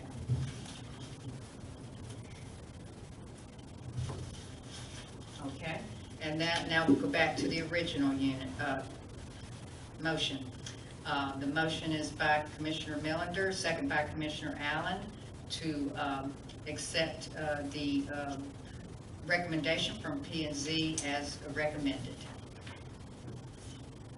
And that was second, and is there any discussion? Yes, ma'am. Let me clear Okay. my mind. Mr. Attorney, we got two motions here. The way she just described it, am I correct? The proper protocol should be for me to withdraw my first motion if I amended one. Isn't that correct? We have a motion, it was seconded. It was, You vote on this second. who made the, I made the amendment. not the amendment, but the original motion? I did. You made the motion, it was seconded to discuss it. Now you want to amend it, which there was a motion made to amend it, Then you have to have a second to that. and that's been seconded. And so a vote on the amendment, and then a vote on the motion as There you amended. go. Let me ask one. You gotta vote on the amendment. We did vote on the amendment. Okay, so that's passed. No, we didn't vote. Okay, we got a motion by Commissioner Millender, a second by Commissioner Mathis on the amendment. All in favor? Aye. Aye. Any opposed? And then that motion carries. I'm trying to ask one point of clarification. Okay. That is per unit. You know, one unit has bathroom, kitchen, and the porch. Then that one to be occupied. I don't have all four of them remodeled before the first one. Right. You get your COs per building. Yeah, per unit, Per unit. per unit. Yes, sir. That's the way I That would see be it. fine. Okay. All right, now the main motion. I'm not going to say it As again. Is that amended. okay? As amended. By Commissioner Millender, second by Commissioner Allen. All in favor? Aye. Any opposed? And then that motion carries. All right. Before, Thank you. Thank you. I need to ask you, Yes. are we changing our protocol to Robert's Rules of Order in the middle of this meeting? Is that- We're not, we always use it as a guideline, and obviously, it needs to be, I mean, obviously, as the attorney, we would follow that guideline unless there was a compelling reason not to. In my opinion, there isn't necessarily one to change that, because what we don't want to do is head off, which I'm not saying we have here, but is to do something that's actually wrong. What we know, as long as we follow Robert's Rules of Order, we know we're going to be fine. Whereas if we deviate from it, you know, it's fine, but we better not deviate where we Well, get I'm in going to trouble. say, we have not accepted Robert's Rules of Order. We don't have, all of us, we don't have good training on it. Do we need to adjourn this meeting until we can understand what we're doing Wait a here minute. and how we're operating? Because we've gone, common we have sense. had, we did get some, I thought we did have a little bit of training on it. We And I think, yeah, Robert's Rules of Order, just, But when in doubt, we I'm should not just going to be move on. stopped from stating my opinion before motions are made. That's not the question. The Well, what question is is the when question? you state it. If you state it before the motion is made, then that prejudices the entire Well, body. then are we going to have discussion before the motion is made? or no? No, you have to have the discussion after you have a motion and a second. That is technically. That's Robert's that is- rules that of is- order. Exactly, that is how Uh-huh. it typically works, for exactly that reason, that you don't want and say the mayor in particular, that you're in a position. Same true of me or Yeah, you're- everybody else. You say, I'm against this, but I'm gonna go ahead and make the motion. But certainly you can make, which I know you typically do not, but you can make a motion with additional terms that you think are important that need to be added, then someone will second it, and then everybody can, and then you can say, hey, this is why I added these things. All right, when I call this next item, we're not gonna have discussion until a motion is made, is that correct? That's right. That's not what it says on the agenda item. It says discussion and possible That's action. correct. We have always had discussion. We've always allowed this board to have discussion before a motion is made. Now, all of a sudden, in the middle of a meeting, we're not gonna allow that anymore? The thing is, I know what you're saying, but historically, and I've sat here for a decade or so, there isn't a lot of discussion for, the motion is made unless we're trying to, I want to say, figure things out, meaning we have on these issues, these are all special exceptions that were presented to P&Z. They approved or denied or approved with conditions. That's what's before you. That recommendation is before you.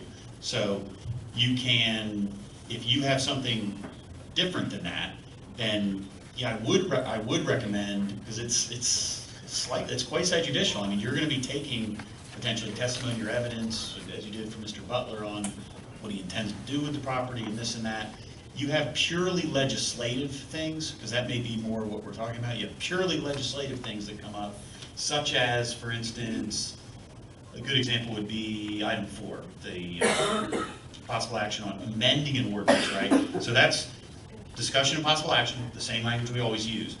But really, we don't know what action to take yet on that one. So we discuss that one a little bit to figure out what direction we're going, and then someone will make a motion.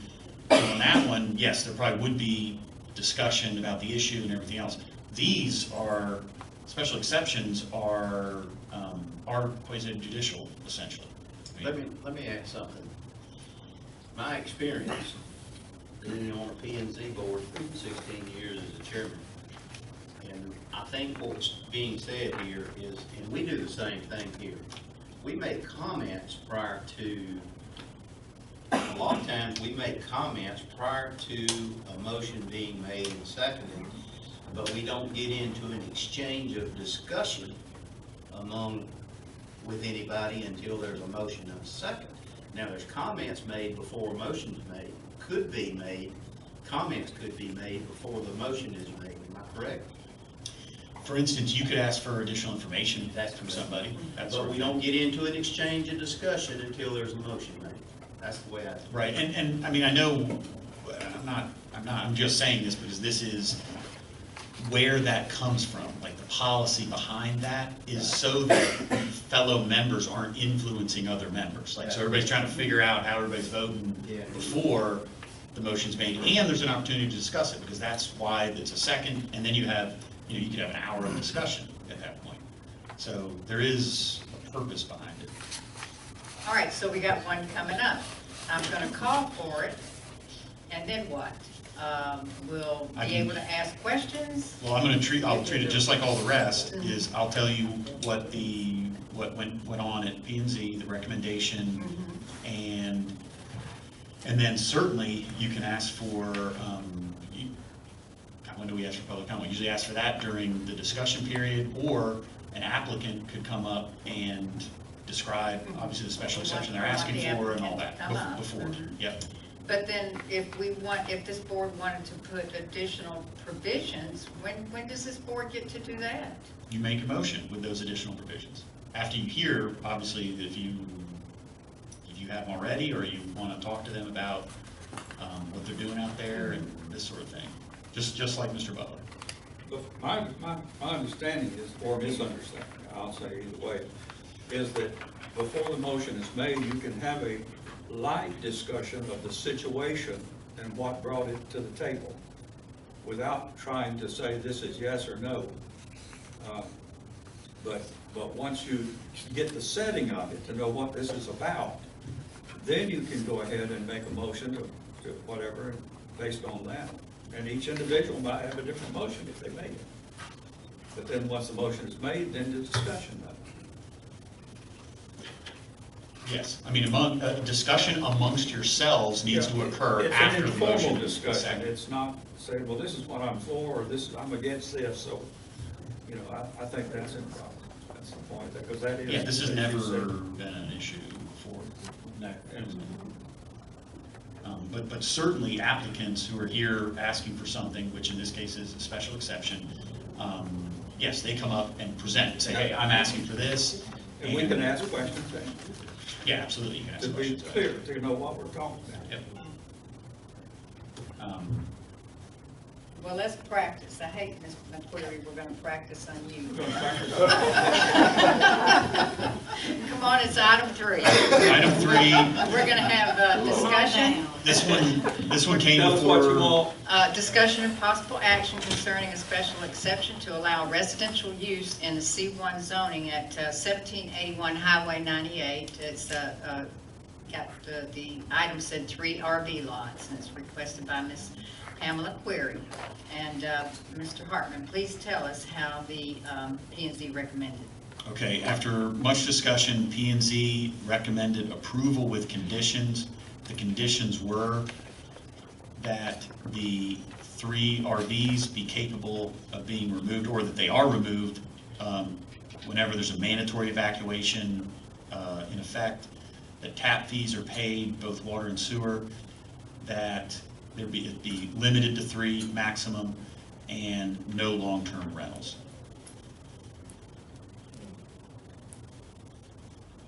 I'll make a motion to approve. I'll second.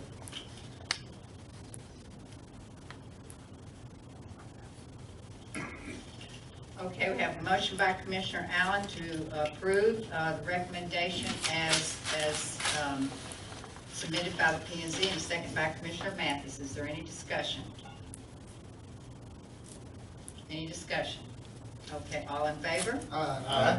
Okay, and that motion carries. That was sweet and easy, wasn't it? Okay, bye-bye, appreciate it. Okay, item 4, discussion of possible action regarding abandonment of Southeast 7th Street, requested by Ms. Shirley Cox. Oh, wait. Number 4. Yeah. You got the first one that I sent out. Remember, I come back and changed it. Oh, we're gonna put Mr. Insweiler? Okay, sorry. So, excuse me, item 4. No, you are right. I printed the wrong ones. So which one, which is what? That's the one I got. Well, everybody's got, You got, according to my agenda, Miss- Ms. Cox. Ms. Cox was supposed to be next because her request was in Okay. first. So, yes, Ms. Cox was supposed to be next. So, come on, Ms. Shirley. And that was the one that was circulated, not printed. Right, Okay. right. I circulated, then I printed the. All right. And so item 4, discussion of possible action regarding abandonment of a portion of Southeast 7th Street, requested by Ms. Shirley Cox. And do we have a motion?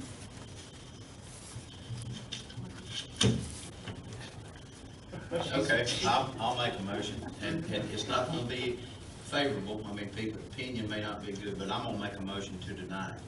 I'm I'll not- second. Yeah. Is there any discussion? Yes, there is. Okey-dokey. I'd like to have this lady's reason why she's wanting to do this. I mean, I know it, I'd like I'd like for the public to I'd be like able to hear her speak. side of the story. These are also the Lewises who have the backside of 7th. And actually where we're trying to get closed off, it is supposed to be a road, but we've been using it as a driveway to get into our properties. And when they started opening up the southeast area for streets, well, the surveyor came in, and when we found out where the surveyor marks are going to be if they opened up the roads, well, our house was built in 1972, and the people next to me, their home is even older. And that house over there, we took measurements, wouldn't even meet setbacks anyway. And I think it's also a good safety reason to not have that opened up. And we give encroachment agreements all the time for things like that, but if it was ever rebuilt, it would have to be put in the right spot. Yeah, let me explain my position where I made that motion. I'm really not in favor of if you will, giving away city property. And we never know what the future is gonna bring for that road, and what Miss Shirley said about the older house, and Keisha just explained that. If that's grandfather, gonna be there, nobody's gonna move it. And but in the future, if that house were destroyed by any reason, it would have to meet the setbacks. And in the future, if anything was to happen and the city needed that road right away, then they still have it. But if they deed that or give that or sell that to someone else, then they don't have it. So that's my position there. I'm not in favor of giving away. It's not you guys whatsoever. It's just it's city property, and it is a proposed road. So that's just how I feel. Can I make a comment? Yes, Yes, sir, sir. please do. The reason I'd like it to be closed is, or not to be opened, is it's an ancient dune, and it's very steep. Okay, where she uses it as a driveway, Well, it's not wait steep. now. So, I was just asking Russell if that was proposed to open during that scope project, because that is the road that's gonna be paved in the upcoming scope. 7th But I Street, didn't think, excuse me, I'm Was it so Fifth sorry. Street? Fifth Street. Yes, 7th Street is not going to be, no, that's I not. don't think we're proposing to open it, so I don't know where the survey markers are coming from, because the city hasn't. Well, we talked about, We because, surveyed 8th Street. and you said that they were using that as like a boundary marker or Right, something there. right. Uh-huh. To be able to survey them all, because Avenue F right here's already been closed. So we have some property owners over here that can't access their They property. can't get to their property. So we're having to come in and open up 8th Street so that they can get to their property. And they put like markers there. Right, so that they to could get corner their- it off, basically. Uh-huh. So that's probably where y'all So see they the could get their markers come. coordinates and Well, no, stuff. actually, the markers that we're talking, not those, are actually on 7th Street. And it takes, the guy, when he was measuring, he said it's 60 feet wide. And so it takes all my irrigation system out, because like I said, this place was built in 72. And I've got photographs to show you how far over. Well, you don't need to know what their setbacks are. But if you look at these. But it was never our intention to open it. No, it's not been, We haven't made no, any. it has Well, not as been. I've been told before, that you can't refuse to open up a road. But no one has requested. And I want to go ahead and hear what Mr. Lewis was saying about that this is an ancient dune area. Where the road runs. Yes, sir. Or would run, is an ancient dune, and it's very steep. Mhm. And if you open the road there, first it's going to cause a lot of erosion, and you have to put culverts in. And whatever you do is going to cause even more water runoff and destroy the dune. And that's why I don't want it open. I'd be happy if the city were even just to permanently close it as a road and hold on to the property. But to abandon it as a road. See, now I have an opinion here that I would like to state. Can I state that opinion now? Can I speak back to Mr. Lewis now? But it might influence the motion. This is discussion. We're having discussion. This is the time to try to. It might influence the vote. It's gonna, no, but that is an excellent idea. And this is something that we might consider in the future, is just I don't know what I can say, but I'm not in favor of abandoning the road and giving it to the two property owners on each side, because I feel like we would have a stampede, because I've got an alley behind my house that I would like the same thing. It's not nearly as much land, but you know, a lot of folks would be wanting their alley and their roadways that are not opened up, abandoned. But it could be proposed to this commission or future commissions to permanently close the road, but it would still remain city property. Something like that could be considered. Now, I won't put my 2 cents. Okay, bring the microphone up. Speak it. I know the area she's talking about, and I don't think there's ever gonna be a road built there. And I agree with Tony, I don't wanna get the property away, but I don't have a problem closing the road. That way, the city maintains ownership. You guys and your neighbors can split it. You mow half, they mow half, I don't care. That's my opinion. The way they've been working it now. I don't wanna get the property away either, but I don't see a road ever being put across that big hill down there to, I just don't see it. Well, I agree with you, but I didn't see one being put down there at Charlie Woods, but it did. But the point is just, I mean, like I said, just like, I don't foresee, just like you stated, it opening. But Well, if I this am not in property ever favor, got I'm to- not in favor of doing anything different with it than leaving it like it If is. this property because ever got divided and there We was a middle lot in there, we would need access. we don't to ever know that what's lot. gonna happen in the future, because I may be gone, them 2 folks may be gone, someone else may be doing something different. Is there some way we can compromise here where It's closed right now. It's not, yeah. It's not not It's not being utilized right now. there, I don't see it being paid no time in my lifetime. I'm getting old though, but I agree with these guys. Several years ago, the property owner above me decided he wanted to open it and tried opening it himself to use it as a driveway. And that would have opened it straight through. And all it did was cause erosion in the area. It was caused a mess. So, I guess that's my concern. That's what I'm Well, can we permanently close it? Abandon it or whatever? But no, the thing is, that this is, I mean, just from a historical, Right. But we can close it. there is no real mechanism to say, close the road, right? I mean, is abandoning it, vacating it, is the same thing. And what that does is, that's the city divesting its interest in that property. So we don't own it anymore, and the adjacent property owners own out to the center line. Can you de-designate it? We can rename it, as we've done around town, but the thing was, and this is going back a ways, and Courtney probably remembers it, is we had, during the rah-rah days in the early 2000s, there was a lot of people that wanted pieces and parts of city property. And we have a litigation going on right now, where someone wants a street that we have. And there was a policy, it's unwritten, it's not something that was ever formalized, but it was that we would stop abandoning and giving away city property. I mean, that doesn't mean we haven't made exceptions since then. We did it over just recently at In the commercial. Marsh Marine, in that commercial area where you had a historic alley that one end had been closed, the other. So, you looked at that and said, literally, there's no way that's ever gonna interfere or keep someone from their property. But we did as a city, and again, we've had, obviously, there's, maybe Frank's the only one on the board now that was there at that time.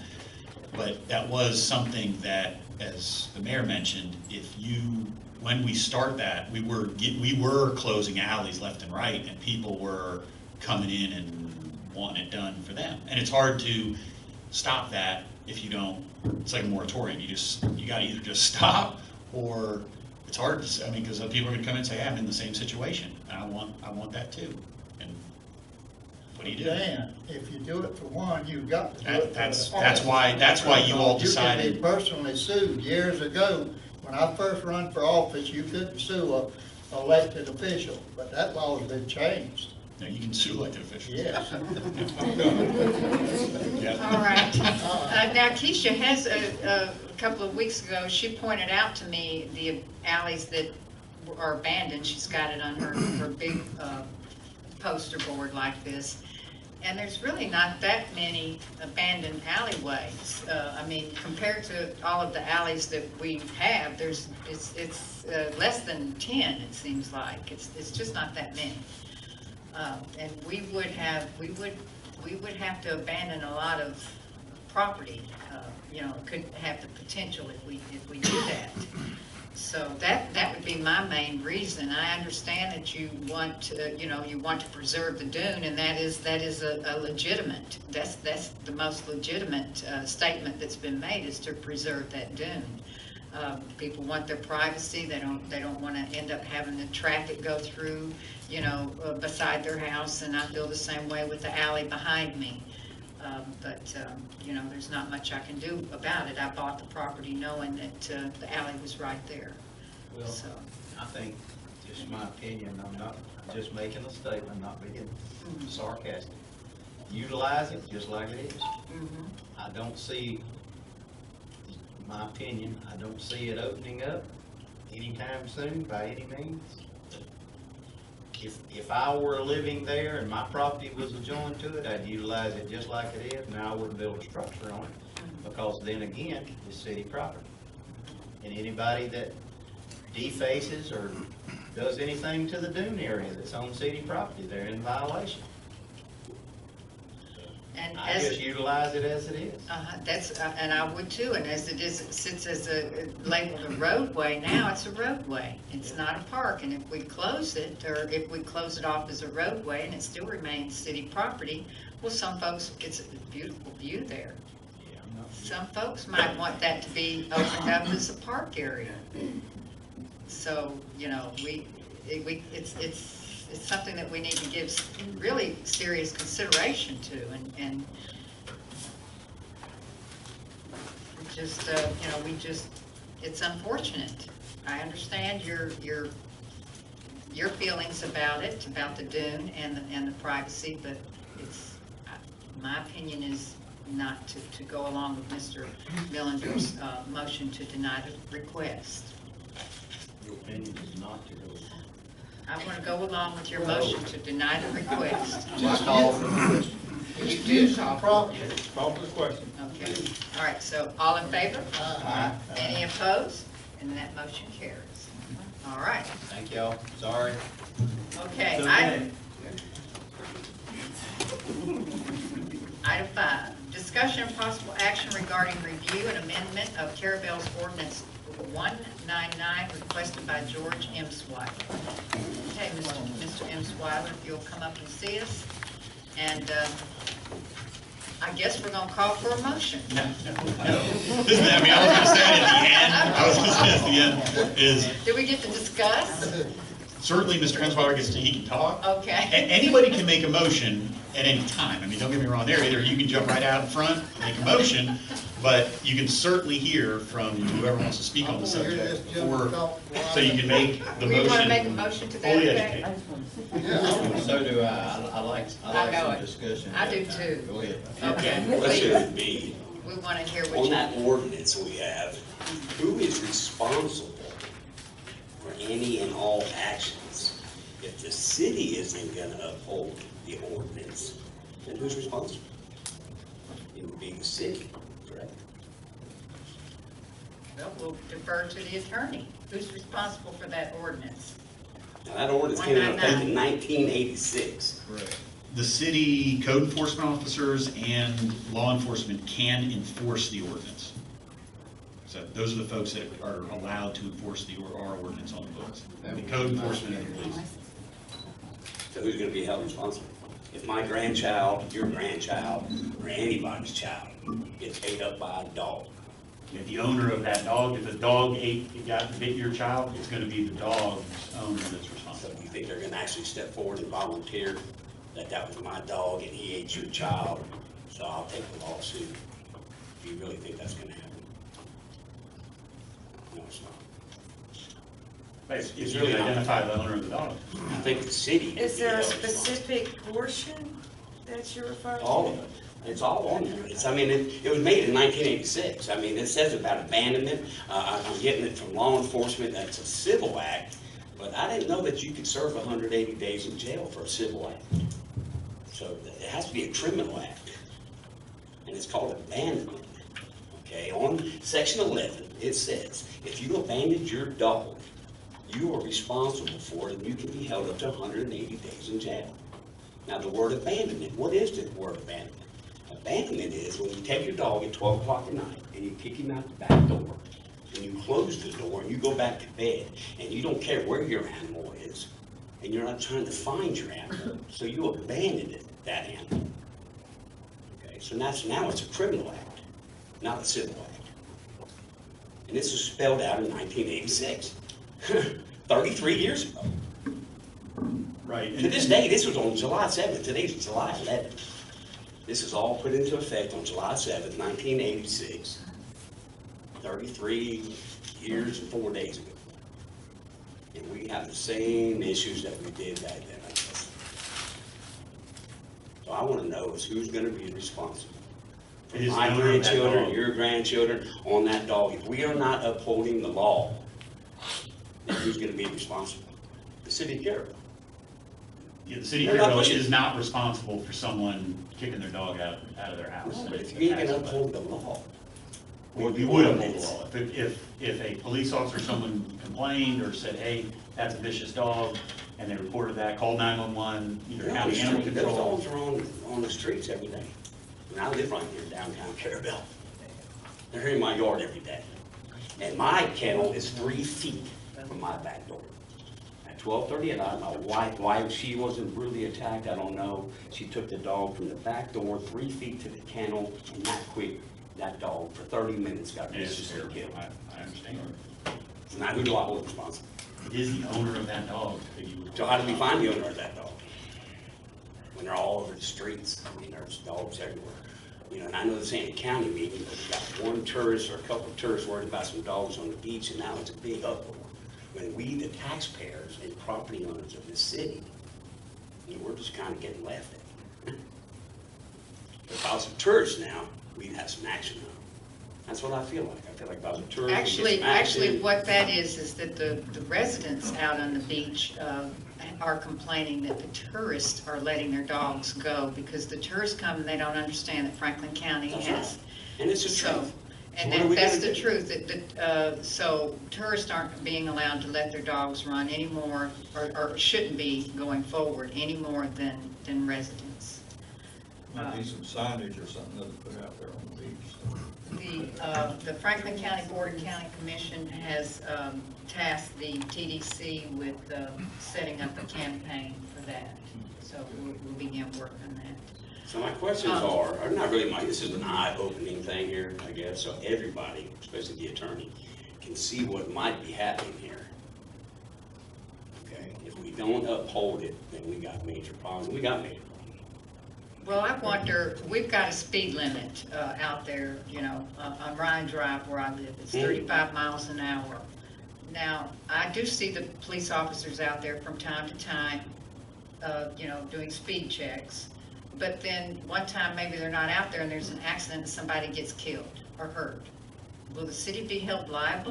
No, that ain't the way it works. I mean, I understand. Well, I mean, is that the same with the? It is the same. It's not, we have a lot of laws on the books, city ordinances, that, you know, are complaint driven. So if someone calls and says, hey, they're violating an ordinance, whatever that ordinance is, then code enforcement could go out there, police officer could go out there, and determine if a violation has occurred, and if they determine there has been one, then they can do either, you know, really code enforcement of the ordinance. And we have a number of these cases going at county court. So where does the code enforcement come into? That's the play. I didn't know we had a code enforcement. Code enforcement is the enforcement of the code, which is made up of the ordinance. Right. So it should be law enforcement / code enforcement. Correct, and that's what I'm saying, is we have code enforcement, but since we're understaffed and underpaid, the police officers fill in sometimes and cover. Yeah, they should be. I mean, being a code enforcement officer in this city and county, you need to be carrying a gun. But this ordinance is. That's why they do it most of the time. As the attorney has said, the ordinance is complaint driven. We Okay. don't have staff to be out on every corner to Nope, I watch for understand dogs, as well to be on every corner to watch for speeders. And so whenever there's a complaint, I know that the police department does go out. I've had complaints on stray dogs before. They go out, but they don't have the equipment to pick up a dog or anything like that. Yes, sir. We correct me if I'm wrong, in the ordinance, I read the entire thing, the George. we don't have, the city doesn't have, and Dan just stated it, and the mayor did, we don't have the money, we don't have the staff to have that animal control officer, and et cetera, et cetera. We depend upon the county in our city here to take care of animal control issues that are spelled out in this ordinance, so to speak. And as the attorney says, it's complaint driven. So we're not, guess if I went out and hired a team of people. But if you have it, you know, where you and I call, there's dogs, we turn them in, and we call animal control from the county, they'll come get them, a vicious dog.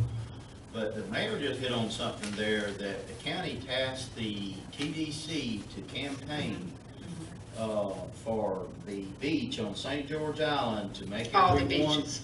to make everyone aware that there is an ordinance, a nuisance ordinance, or whatever you want to call it, and to campaign. Maybe the City Commission of Carrabelle needs to task the TDC to educate the city of Carrabelle residents. The TDC works under the TDC works under the county commission. I understand.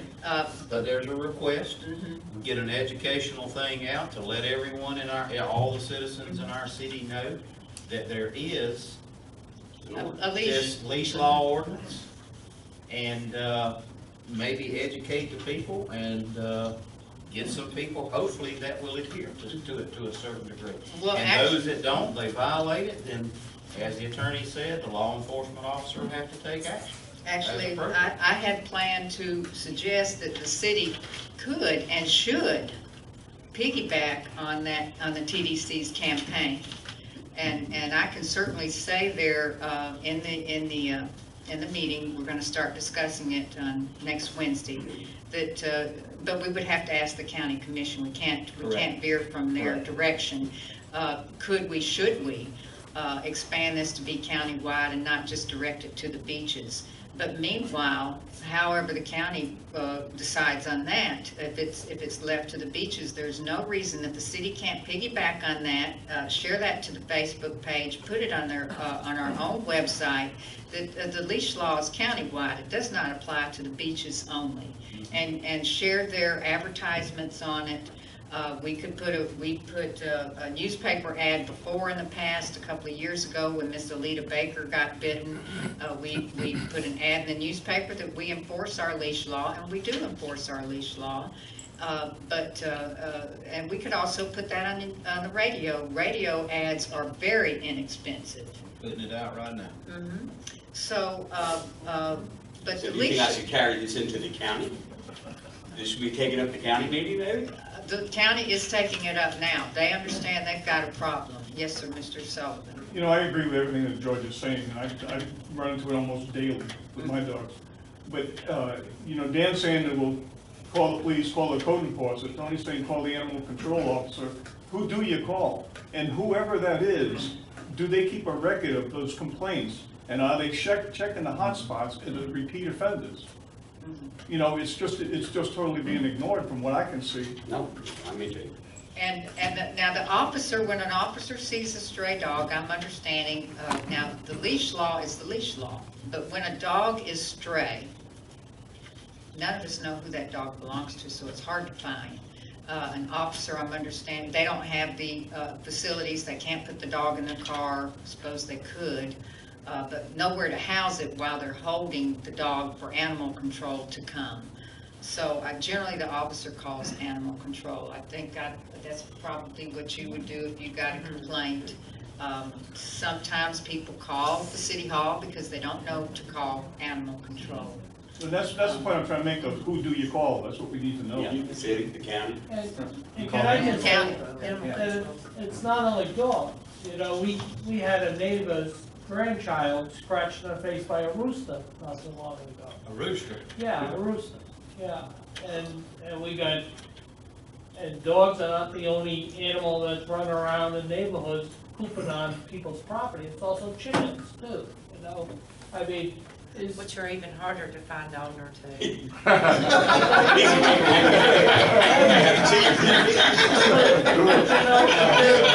If there would be an ordinance that said you can't have chickens running free in the city, and they're running free in the city, or dogs, Doesn't matter who owns them. Well, that The ordinance water covers fee- it the all. It water says fee- on there, domestic animals. I don't But care. what do We have no problem there. What do we do with the chickens? How, you know, do we, Cook them for Sunday. I know, wring their neck in the Well, street? that's why they pay the animal control people, that's what they're supposed to decide how to do it. It's run by land management, whoever running that should be deciding how to do it. That's not our job to decide how to do it, we just need to know who to call. I know we can Who do control. we call, Mr. Animal control. Animal control. Yeah, that's it, yeah. And do they have, I've talked to Mr. Floyd about this, and they don't have facilities for fowling. No, He's five, told they me. got 5, they can hold 5 dogs. I've already done that. They said Yeah, they can 5 hold dogs, 5 that's it. dogs in this whole county. And so if we said, okay, we want every stray animal in Carrabelle city limits impounded tomorrow, they have nowhere to put them. See, that's why they're still running though. Do you hear what y'all are saying? Yes. Here's what y'all telling me. We ain't got nowhere to go from Georgia, we're just gonna let them on the street. How about if I cage them up and I'll bring them down here? How about that? How about if I go along and we get a whole bunch of papers signed up and we, the taxpayers, are gonna push people, somebody gets this up. I know it, I Somebody understand gets it. this up. But That's where, all. okay, so will you come work with us on our budget and help us find the money Here's the for it? budget, take a law enforcement officer and turn him into a code enforcement officer. What is the problem with it? I mean, Well, we got- right now, we're we got having so to much take law our enforcement in this officer and county, put it's him a on little real. overtime. Turn him into a code enforcement officer. They should be doing their job. Is that- Here's is what that- it is, it's not in my job description, it ain't in my job description. Okay, but in the meantime, we've got animals running loose everywhere. And it's gonna take this, my dog lost his life, what happens to your grandchild? That's gonna be a whole different story now. Or your mother-in-law, or your sister, it's gonna be different. And it's coming to that, I'm sorry, that's what it's coming to. I wanna say something. You got a good point, and I agree with you 100%. This ain't nothing new. And actually, it's better than it was 5 years ago. What we do about somebody that turns a bulldog loose and goes tax a youngin'? What are we doing now? It would be awful. It's gonna be awful. I agree with you. What I'm gonna do is kill the damn dog. Well, he did. Yeah, he did. He did. But, what do you suggest we do?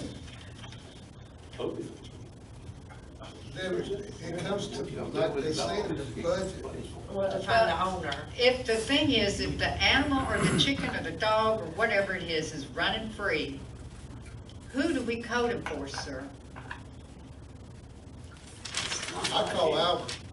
Watch this, in Dade County, when I ran this thing on Google, in Dade County in 1986, okay, you will microchip your dog if it's a vicious dog. I don't think a Cocker Spaniel, anybody's really worried about a Cocker Spaniel running up on you.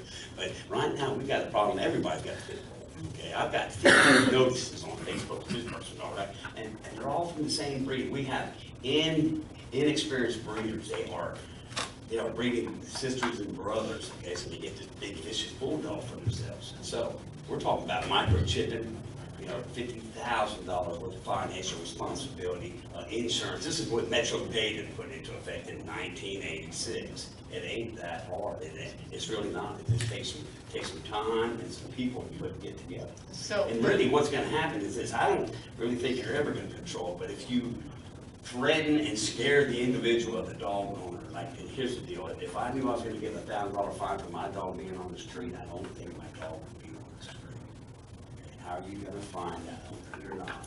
I know it's not. You're not gonna find out only hates that kid. now let me ask the attorney something, because I read Mr. Adlerstein's report, and I asked the attorney before this meeting. We have an ordinance, but we don't have the animal control. Animal control is done by the county. So I asked you, what ordinance takes precedence in the city limits? Our ordinance or the county's ordinance? Even though the county does our animal control. Right, Now, so- in the paper, Mr. Fonda Davis, it was quoted as saying, the first fine is $25. And the second fine, if there's a bite or something, is $250. Now, that's on the county side.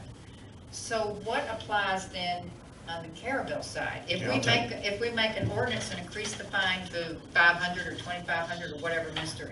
Emsweiler suggests, Will that be enforced on the county side? I mean. No, so the county will enforce their ordinances, and we enforce ours, so. And the if- judge would decide the fine. Ultimately. Because that's why it says 50 to 500, the judge would, we couldn't say we want it to be 375. He decides And I that. think this is right, but think about it like when you're speeding and you get pulled over by the state police or the sheriff. You do, I believe there too, you get hit, you can get hit different. Sort of like a lot of other things, we sort of have an interlocal agreement that they can work over here, just like we use the police. Well, exactly, department, if they come, if the county animal control comes over here and cites you for a violation, they're gonna be citing you for a violation of county ordinance. If our code enforcement officer or police officer cites you for a violation, it's gonna be of this ordinance, so. Now, if we want to amend that ordinance or update it, it's gonna require a workshop. We can't do that tonight. I mean, it might require several workshops. It's a long, complicated ordinance. Yeah, we can, certainly, it's a 1986 ordinance. And, I mean, we can require dogs to be microchipped, but we're so close to the county, I don't know, dogs in the city of, I mean, you can put that in the ordinance. You can always put it in the ordinance and then, yeah, I mean, just like a lot of it is how do we enforce that, but. Right, how would we enforce it? And every now and then you see a stray hunting dog that somehow has made its way to the city streets, and that could very well have come from, that could be a county housed dog, so, they don't know boundaries. So there's certain, limits to our ordinance, because these dogs, when they're stray, they don't know boundaries. They're like birds and squirrels. They just go from one place to the other on their own. But at the same time, we just can't turn our head to it. Right, and I don't Us stray approve of dogs it. can't I let mean, it ride. it would be wonderful right now if every dog that was running at large could be impounded. I mean, that would be, but I just don't expect that.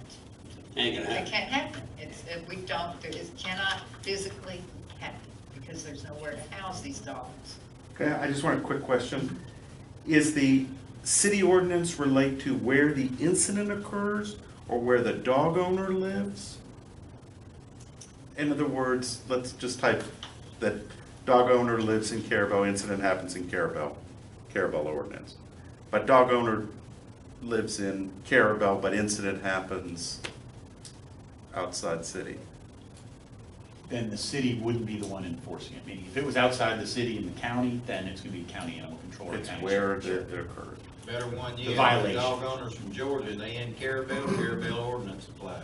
Okay, so it's where the incident, I got it. And that's what we want the tourists to know, the Franklin County Board of County Commissioners. When they're here, the county and the cities, both cities have leash laws. How are you gonna uphold that? And I live here. How will we uphold? How are you gonna uphold it? If you can't uphold it for the ones that live here, how are you gonna uphold it to the ones that come here for the weekend? It's something for y'all to think about. And it is something to think about. And you're right. And it's serious thinking about who's gonna go out on the beach and uphold it. Yeah.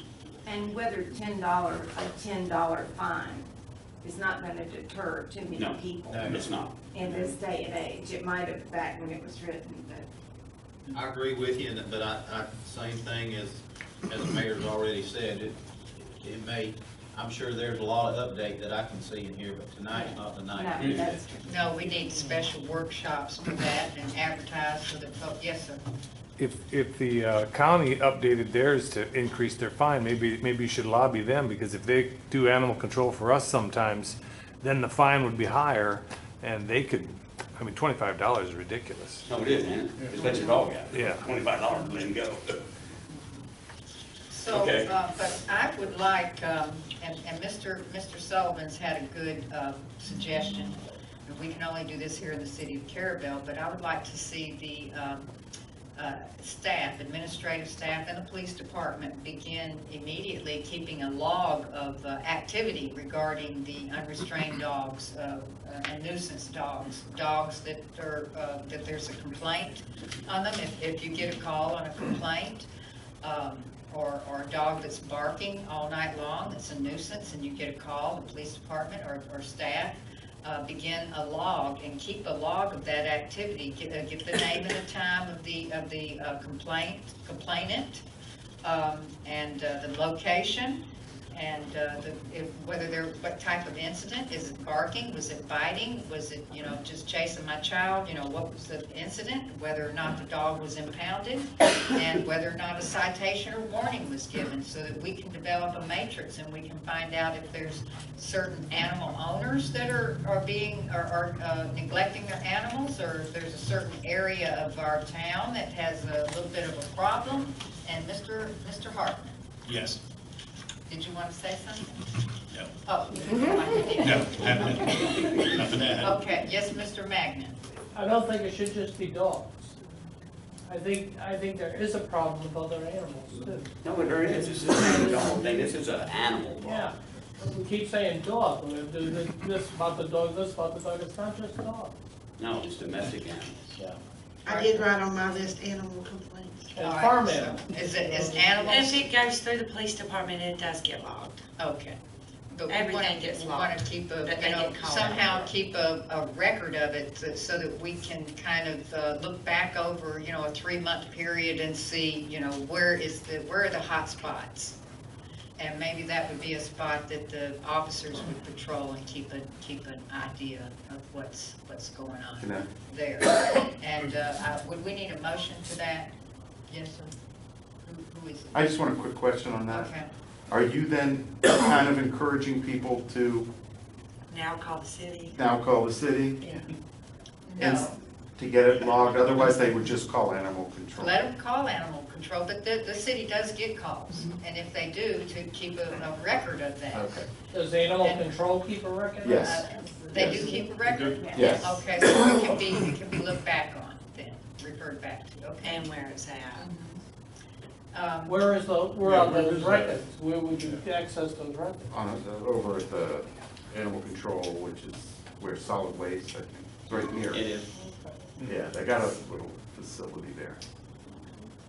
All right, so I did voice my opinion that I would like to see the staff keep a log on this activity. So can I ask for a motion, or? You could ask for a motion, or simply Courtney can. Direct. All right, I'm directing y'all to do that. Okay. All right. I'll make a Facebook post and All right. everyone can share it. I've got a couple of other things I want to say now. Do we need to advertise immediately, or do we want to wait till the TDCs, they have a meeting once a month, so it's probably going to be a couple of months before they get their campaign somewhat active. But mostly right away, and I'll go ahead and tell you, on the TDC, they show dogs on the beach, and a couple of 3 years ago, I told them, to all of the board, I said, we've got to quit showing just dogs running free on the beach. I want to see them on a leash. They have to be on a leash. So they were showing dogs now, pictures and videos with dogs on a leash, but they're not being held. The leash.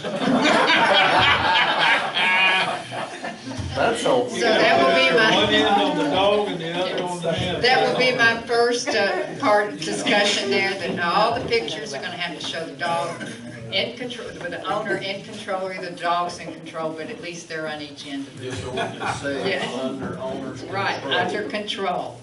So, that's what, and I don't know, do we want to advertise, put the ad back in the newspaper, put it on the website, put it on the Facebook page? Do we want to do that? Now, the newspaper's going to cost a couple of dollars. Free on Facebook page. The local radio is not too expensive. Well, I'm definitely gonna follow this up with a story, because of the one today. It's going in There's the our paper advertising. already. Yeah, there we go. All right. We can do Facebook. Okay. Greg's sitting there with part of it, and follow up with TDC, kind of put the wheels in motion. Yeah, we'll get it Or with the going. county, I'm Because sorry. I'm for the leash law, and I am pet friendly, but all of Carrabelle and all of Franklin County is not a pet park. And they said that as well, Mr. Commissioner Lockley said it. We're certainly pet friendly, restaurants are pet friendly, and we want people to bring their pets here to Carrabelle, and most of these people in this room have pets. I do. So, we just have to keep them under control. Let me see if I've got any other opinions here I want to voice. I also want to say I suspect that the county may come back and want to start charging the cities a fee for animal control. We could probably expect something, because I've heard in a couple of years past, they had a problem in Appalachian, that kind of came out of their discussions a little bit. But we'll see how that goes. Do anyone want to take some? We get from Franklin County for our tax dollars. Does anyone want to take some action here? Do we want to schedule anything? Do we want to do anything else other than what we've directed staff to do? Does anyone? Sounds like a no. All right. Does anyone want to take some action to request a motion to? No, we've got to do a public hearing. I was ready to adjourn. All right, we have no old business, and we have public hearing, and it's the first reading of ordinance 473, and no action is going to be taken. That's right. It's just an ordinance of the city of Carrabelle, well, we do read, right? An ordinance of the city of Carrabelle, Florida, providing for an amendment of ordinance 445 of the city land use regulations, providing for findings of fact, providing for changes in permitted, conditional, or prohibited uses within limited residential, which is R5, and mixed-use commercial C1 district, providing for repeal of ordinances or parts of ordinances in conflict herewith to the extent of such conflict, providing for severability, and establishing an effective date. And it's first reading, so no vote necessary. And this is the ordinance basically eliminating mobile homes from R5 and C1 with the exception for homes destroyed by acts of God. Mobile homes destroyed by acts of God. All right, and there's no action to be taken. Is there any public comment? Any public comment? All right, now, anything else, gentlemen? Anything else you all want to say? All right, can I ask for a motion to adjourn? All right, a second? Second? I say. Any discussion? All in favor? Aye. Any opposed? That motion carries. It's 8:35.